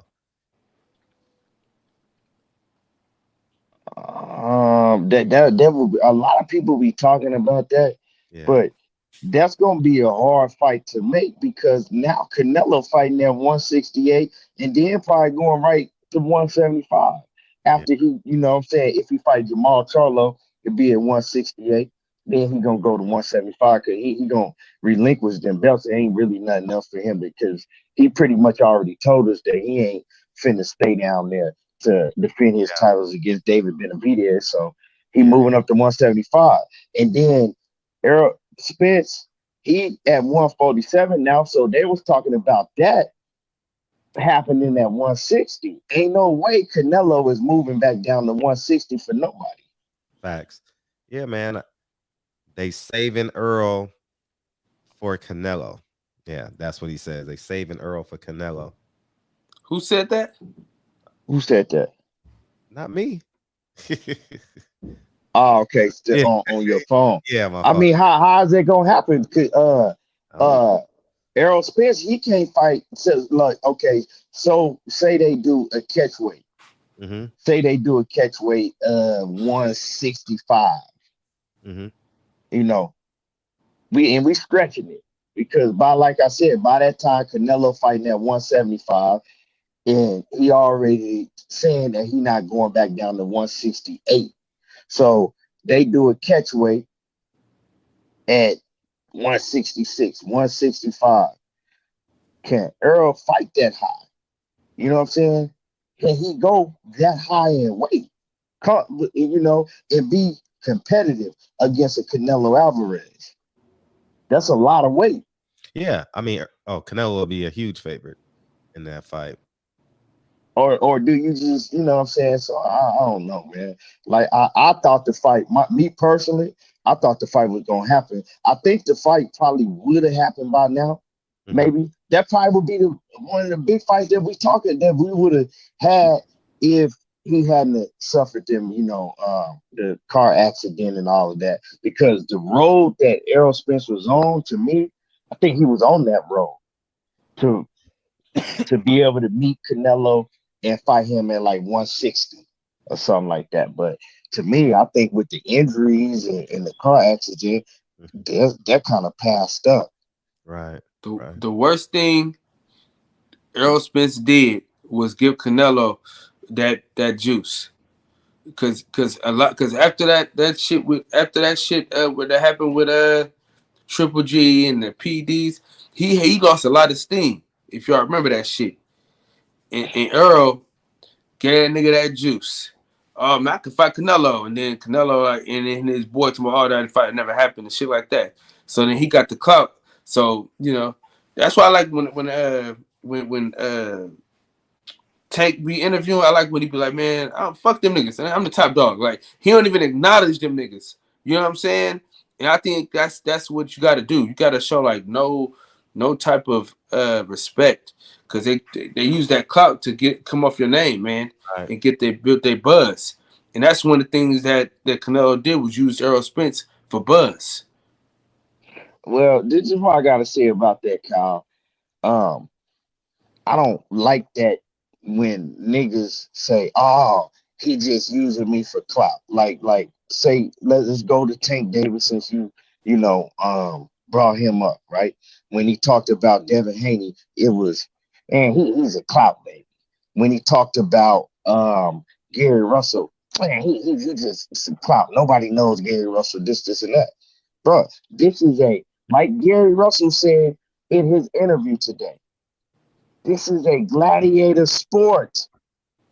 It is a gladiator combat sport.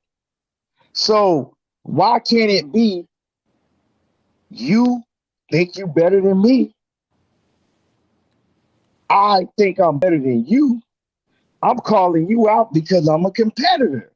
But now, as boxing fans, and the way that sport is changing, it's he just wants clout. Well, why can't he just want to fight him because he want to fight the best? And I think everything to us now is clout because it's very few fighters like Devin Haney, like a Errol Spence, like a Deontay Wilder, like a Gary Russell that just want to fight the best. You know what I'm saying? They want to fight the best because they think they're the best and they got that competitive bone in their body. So when we hear, it's just clout. It's just everything ain't clout. You know what I'm saying? I think we tend to forget this is a gladiator sport. I think we throw around that word, clout chasing. He just clout chasing. Everybody ain't a Ryan Garcia. Some of these dudes really want to smoke with whoever is perceived to be the best. That's why I don't like to use that clout chasing word too loosely. This is a combat sport, gladiator sport.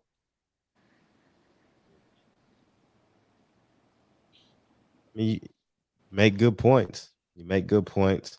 Yeah, and those young guys use that term a lot. You know what I mean?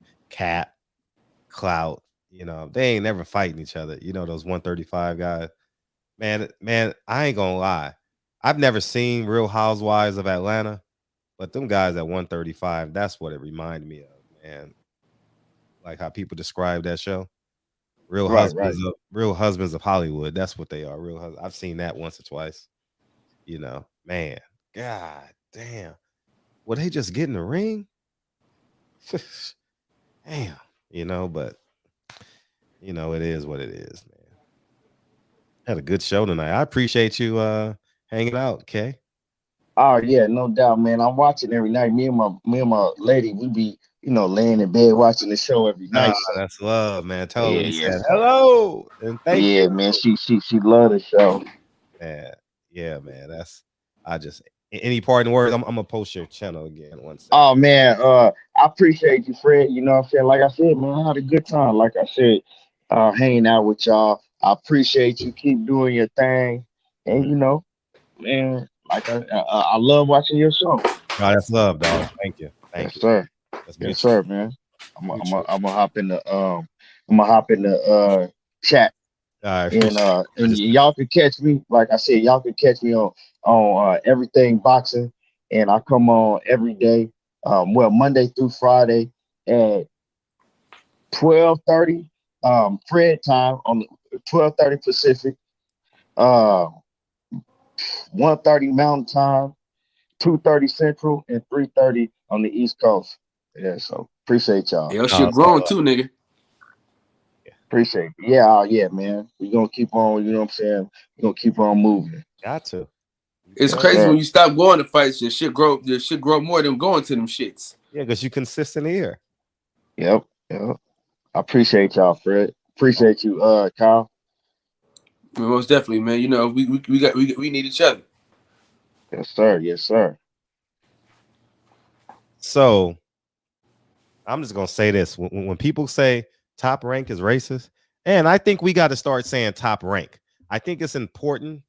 By no means am I saying just about Bob Arum, because I think we got to give it full context. The structure. If you think they're racist, use the word Top Rank.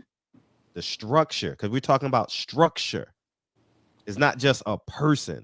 You know what I mean? Because you can get rid of a person. So after we get rid of the person, it's Top Rank.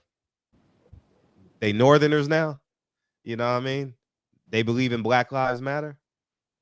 You understand what I'm saying? So I think it's if you believe it, I think you should go after the infrastructure.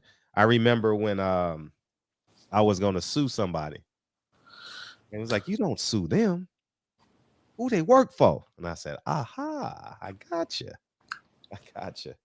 Don't sue it, because it happened on their job, you know. And it was like, no, don't sue them. Sue the job, man. You gotta be smarter than that. So think bigger than just one person, you know. I would encourage everyone to say that, because the answer is, well, Bob is racist. Okay. Bob got more time behind him than in front of him, right? It's the structure of it. So Top Rank is the structure. Use the structure, because we're not going to get anywhere because you get rid of the person. Shit. Okay. Then who we going to blame? Tyler Buff don't do interviews. Who we going to blame then? And check this out, Fred. The hardest part to prove racism is, since him and Jay Prince been working so close together, he's gotten every young black fighter you could think of is on Top Rank. Yeah. Allen them ain't got no new young fighters that's like we clamoring over to go see. Keep it a buck. We got what they got, the dude that look like Muhammad Ali / Trinidad. So Trinidad Ali. Who else they got? That's a young fighter that we like. Oh man, we got to see. They already been built a little bit. Ain't nobody young like coming straight out the Olympics. Nobody just turned pro signing with them like that. That's already a star.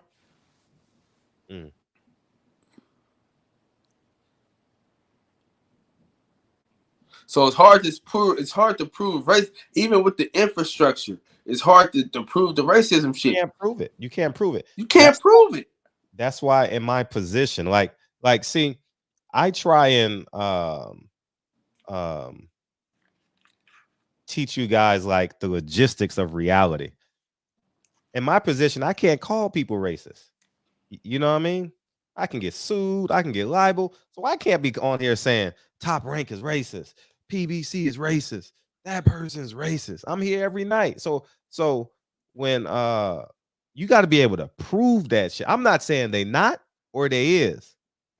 But when you call someone racist, I can call Kelly Swanson a racist. I got recordings to prove it. But it's hard for me, who goes to court 10 times a year, 15 times a year, to call someone a racist when I can't prove it. If you can prove it, by all means, say it. But Fred is never going to call a person a racist that he can't prove that is a racist. I can't call Rick Glacier a racist. I can't prove it. You understand? And when you go to court, when someone take you to court for libel and defamation, then you're going to wake up and be like, oh, I got it. I really understand. In the words of the great philosopher Frederick S. Hawthorne, you got to be pragmatic. No, it's just in a position that I'm in. You understand? It's like I'm running a Fortune 500 corporation, right? Someone said Bob Arum doesn't have a Fortune 500 corporation, but I understood what Keon was saying. In the position that I'm in and running this barbershop business, like you have a brand, and I would suggest everybody have this mindset. If you're running your brand, if you're running your company, or you just see it as just a YouTube page just for information, that's fine. You know, I plan on expanding outside of this, you know, so you got to be cognizant, and that's just who I am as a person. That's just who I am. So I can sit here and call Kelly Swanson. There's nothing she can say or do to refute it. I'm just going to hit play and be like, you hear her? That's it. That's the only person I can legitimately say is a racist. Golden Boy, because I have actual proof. So I can't sit here and say, are they racist? It's hard for me to do, in a position that I'm in. Y'all can say it, y'all fans of boxing, y'all can say what you want, but you know what I mean? And if I can share something with everybody that's having these YouTube contents, I'm not sure if they're gonna spray the internet. There's a 0.5% that they will, but it's just my mind thinking forward. Shit, they may file suit on all the YouTubers that call them racist. It's a less than 1% chance, not likely, but just to file suit. They have an in-house lawyer, So these are just what my mind thinks. You know what I mean? It's just what my mind thinks. So as long as he don't say most of my best friends are black, we're fine.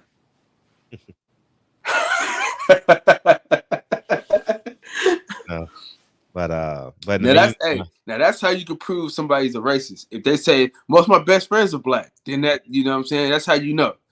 He ain't said that shit yet. He hasn't, but he's coming on with but and it's hard to say, it's hard to call him racist, right, Fred?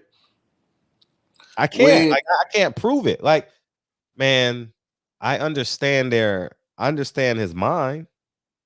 I really do. Like, I'm sitting there, I'm like, that's why when he said it, I was like, man, I want him to go right now so I can explain to y'all while it's fresh on my mind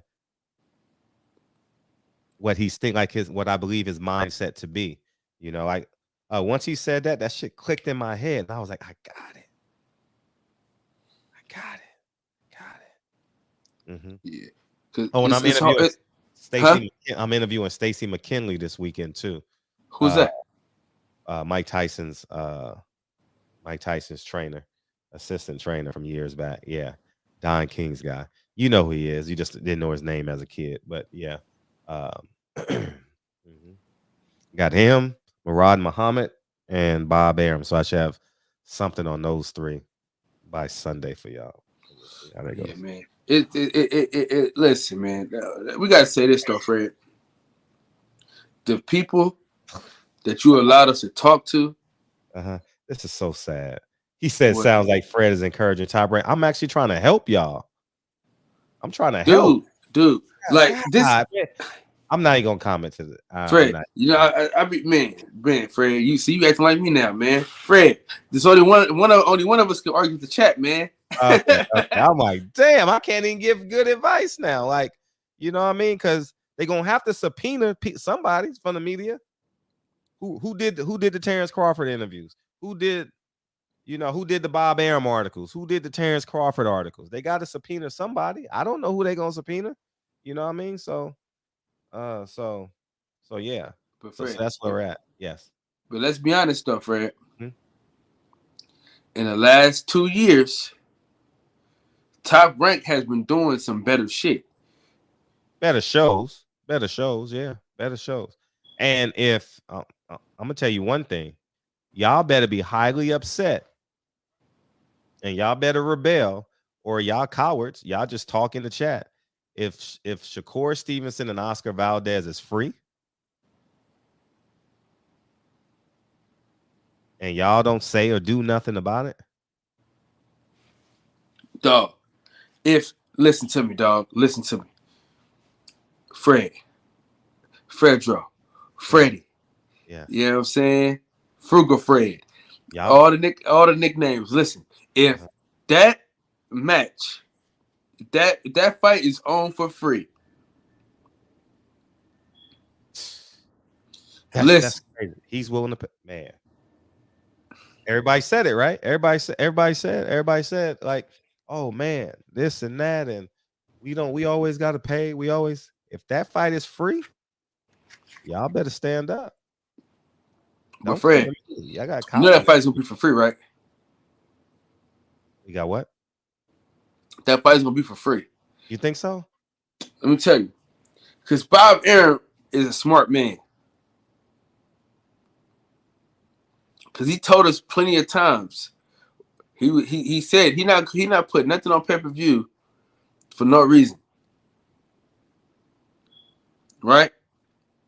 This was probably months ago. This was one of your older interviews, right? When the pandemic was popping off. And he was like, these people are charging for these fights, and these fights aren't, you can't charge people for these fights. You got to put it on free TV so people can watch them. That fight is going to be free, Fred. I can't see how. Oh, maybe because they'll get a high gate. Dude, the gate, ESPN is going to give them whatever they want, Fred. You know what kind of advertisements?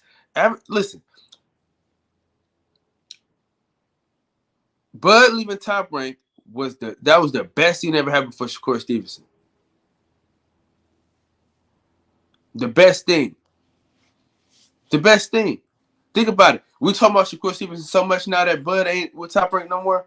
Now their whole focus has went straight towards Shakur Stevenson.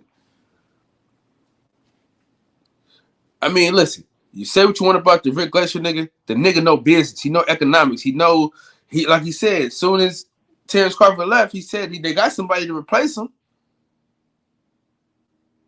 They you know what I mean? And when Shakur Stevenson leave, Keyshawn Davis is right there to replace him. So they got, you know what I'm saying? They got people to replace niggas. You know? So if that fight is on, and if I'm Top Rank, nigga, I'm telling ESPN, yo, let's put this on ABC.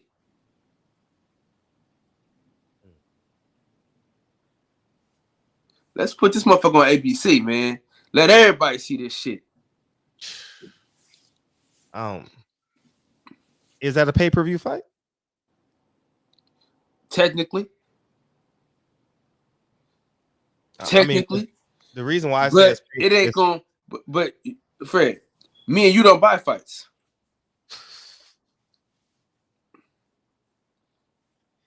I'm keeping it a buck, Fred. Mm-hmm. Me and you don't buy fights. Me and you, we watch fights together on StreamYard. You know what I'm saying?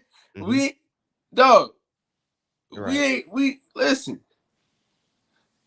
I got ESPN Plus. I didn't get it for boxing. I can't see how that fight is free though. I mean, if that fight is free,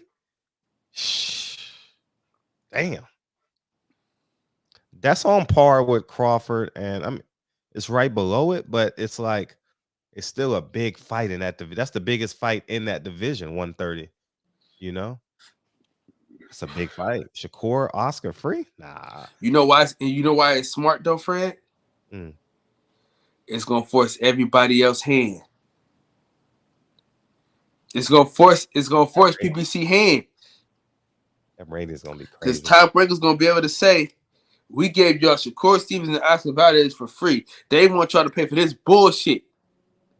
You know what I'm saying? I'm telling you, Fred, if they come out and say that we're giving y'all Shakur Stevenson, Oscar Valdez on ESPN, and y'all about to pay for Keith Thurman and Mario Barrios, man, listen, I'm telling you, man, the PBC fucked up. They finna get strong armed. They don't have no young talent. They don't have all the young talents with Top Rank.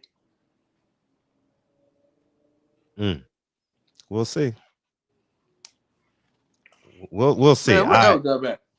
Where L-Dub? I'll find out this weekend. But I just, man, if that fight is free, that's a big deal. If that fight is free, you know, because he got to put on a pay-per-view.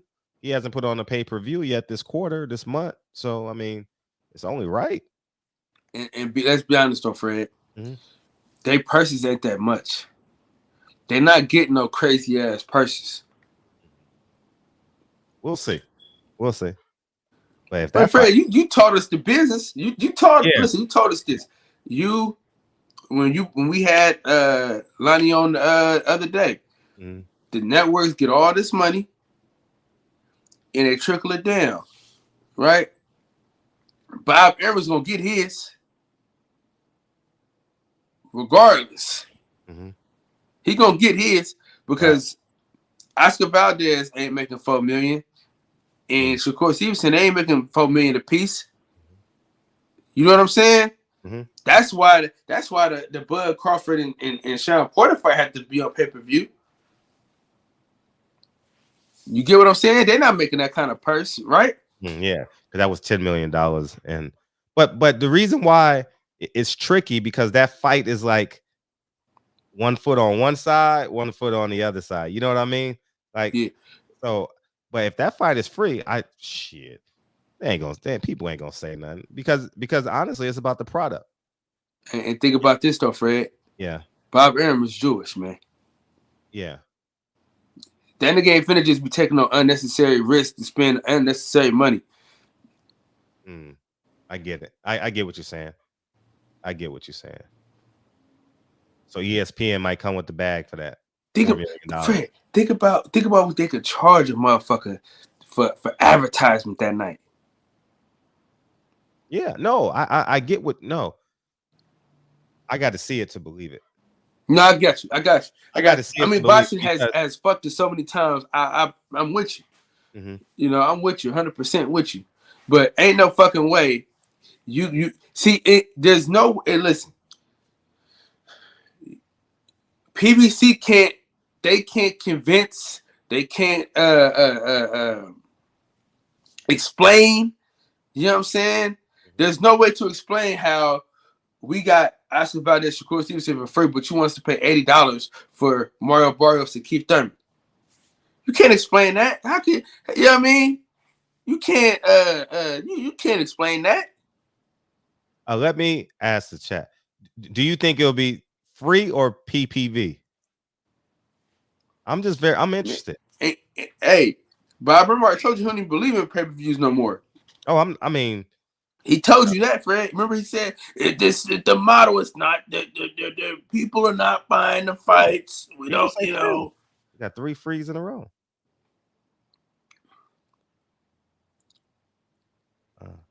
Well, we got 3 frees.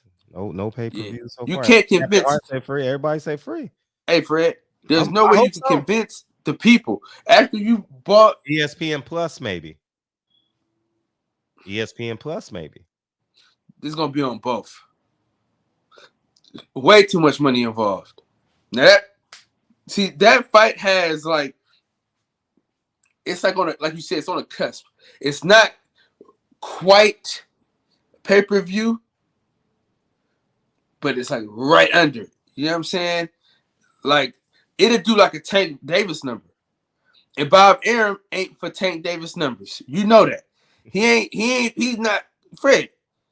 If the pay-per-view ain't gonna make him like stupid money, you know he ain't fucking with that. Fred, I got ESPN. They're gonna drop a couple $100 million on me. You know that. They're gonna keep me in business for the next 5 years on this fight because I can sell it. You got the Black Fighter versus the Mexican Warrior. Oh, it's great marketing. Oh yeah, man, they got enough for marketing. And you know Shakur gonna be on every listen. Like Ricky said, man, Shakur is gonna be on all the ESPN channels. He gonna go to him. You know what I'm saying? He gonna be smiling on First Take and all that shit, dog. Right. All right, let's get out. Yeah, man. It's Some people Friday. we got a couple pay-per-views though.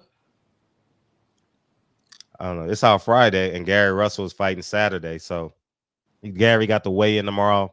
Gary's gonna make weight easy. I want to see if that motherfucker look like he lift weights. You know what I mean? Mark Masigo. Now, Fred, I got a question for you, Fred. Okay.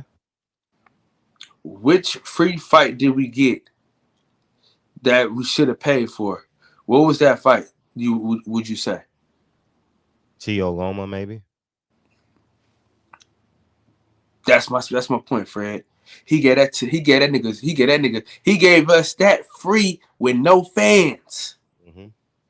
I was appreciative of that. I remember because I watched. That's in the heart of COVID. Yeah, that was LSU played that night. I won money on LSU and I lost on Loma that night. I remember that.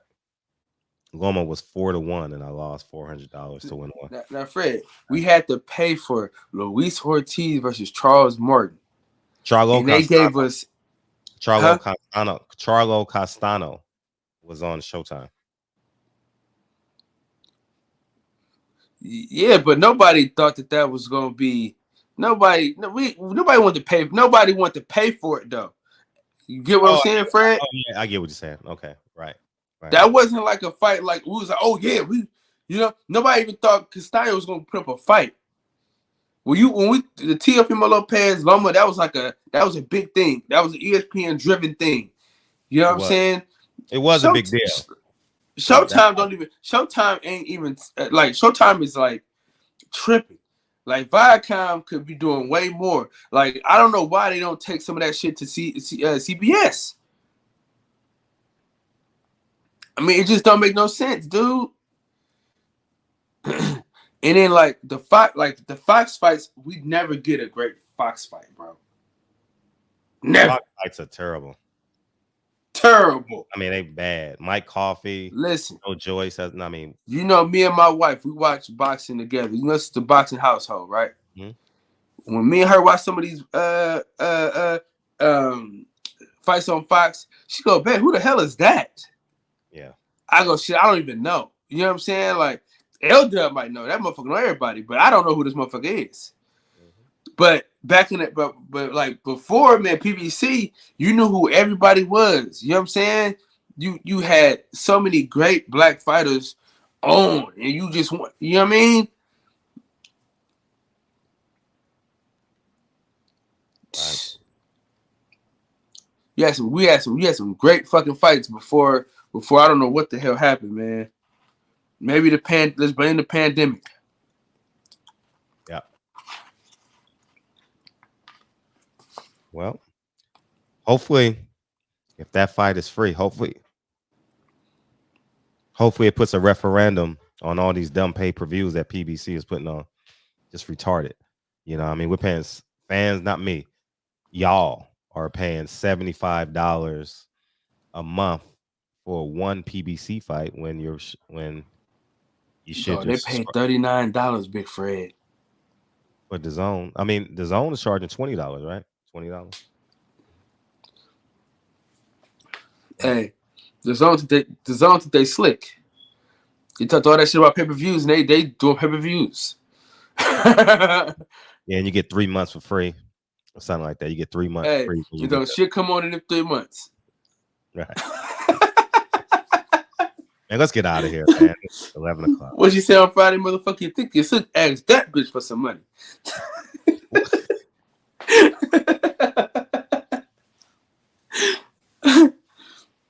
Oh, shit. Appreciate y'all, man. We going to Kyle's after the show. Going. What you talking about tonight, Kyle? Oh yeah, man. We live. We live from the boxing section, man. I'm hoping DJ and Max come on because it's MMA Thursdays. Oh yeah, now Thursday.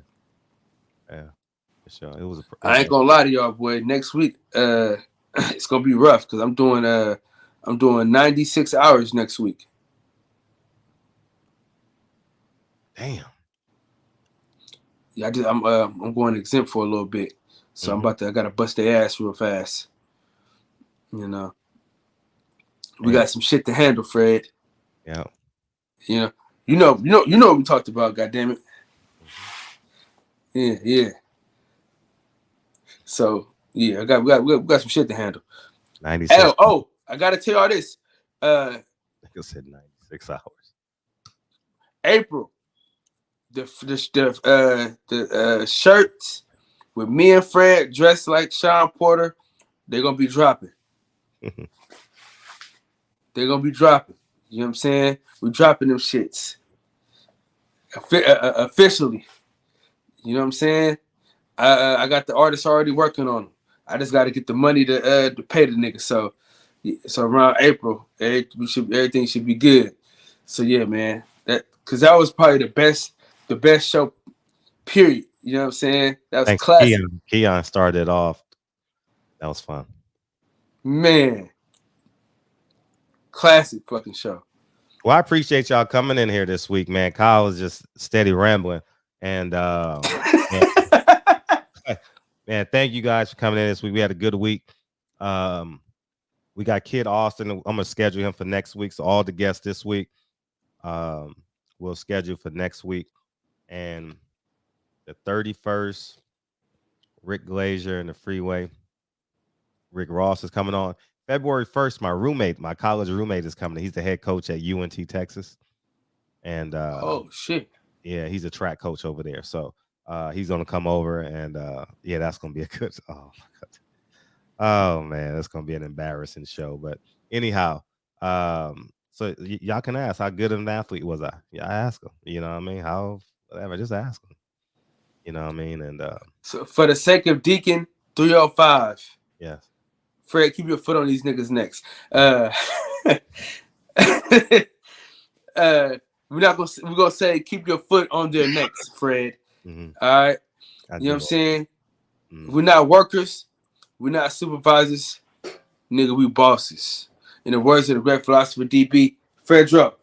Play the song, Fred! Thank you. God dang. Man, Birdman, Ryan, Struggle, West Virginia, Andrea, Birdman, thank you. Jim Hustle, Deuce Trey, thank you. I 100. DOG, what's up? The joy of boxing, appreciate you.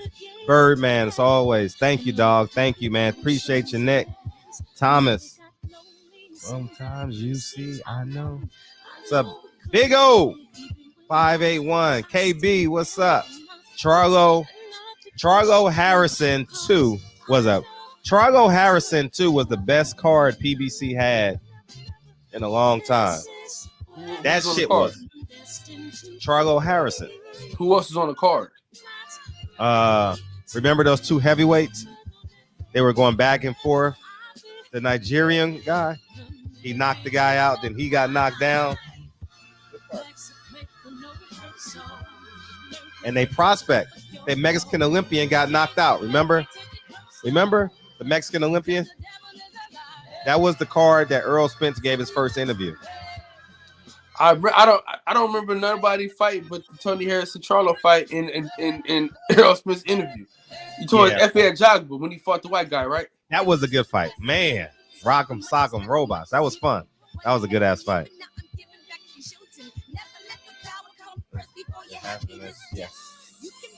Yeah.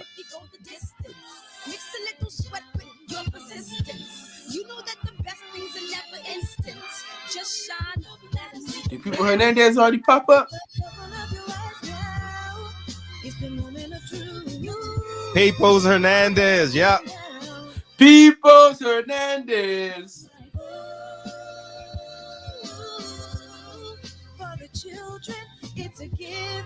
Thank you, dog.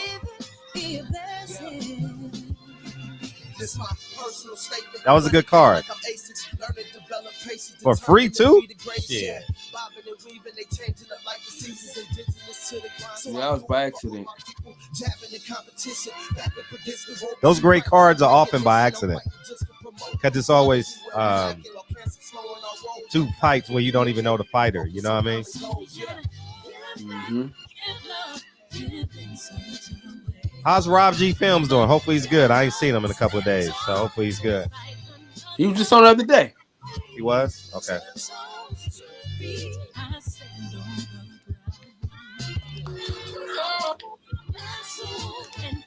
Appreciate y'all, man. Appreciate y'all sticking with me this week, man. Thank you so much. Great, man. I'm glad you're doing better, my brother. Yeah, I am. Way better. Because the devil is a lie. Hey, my notification wasn't going out neither. Fred, they going out now, though. Your what? My notifications, like to say that I'm live, it wasn't going out. Peace. Love y'all, man.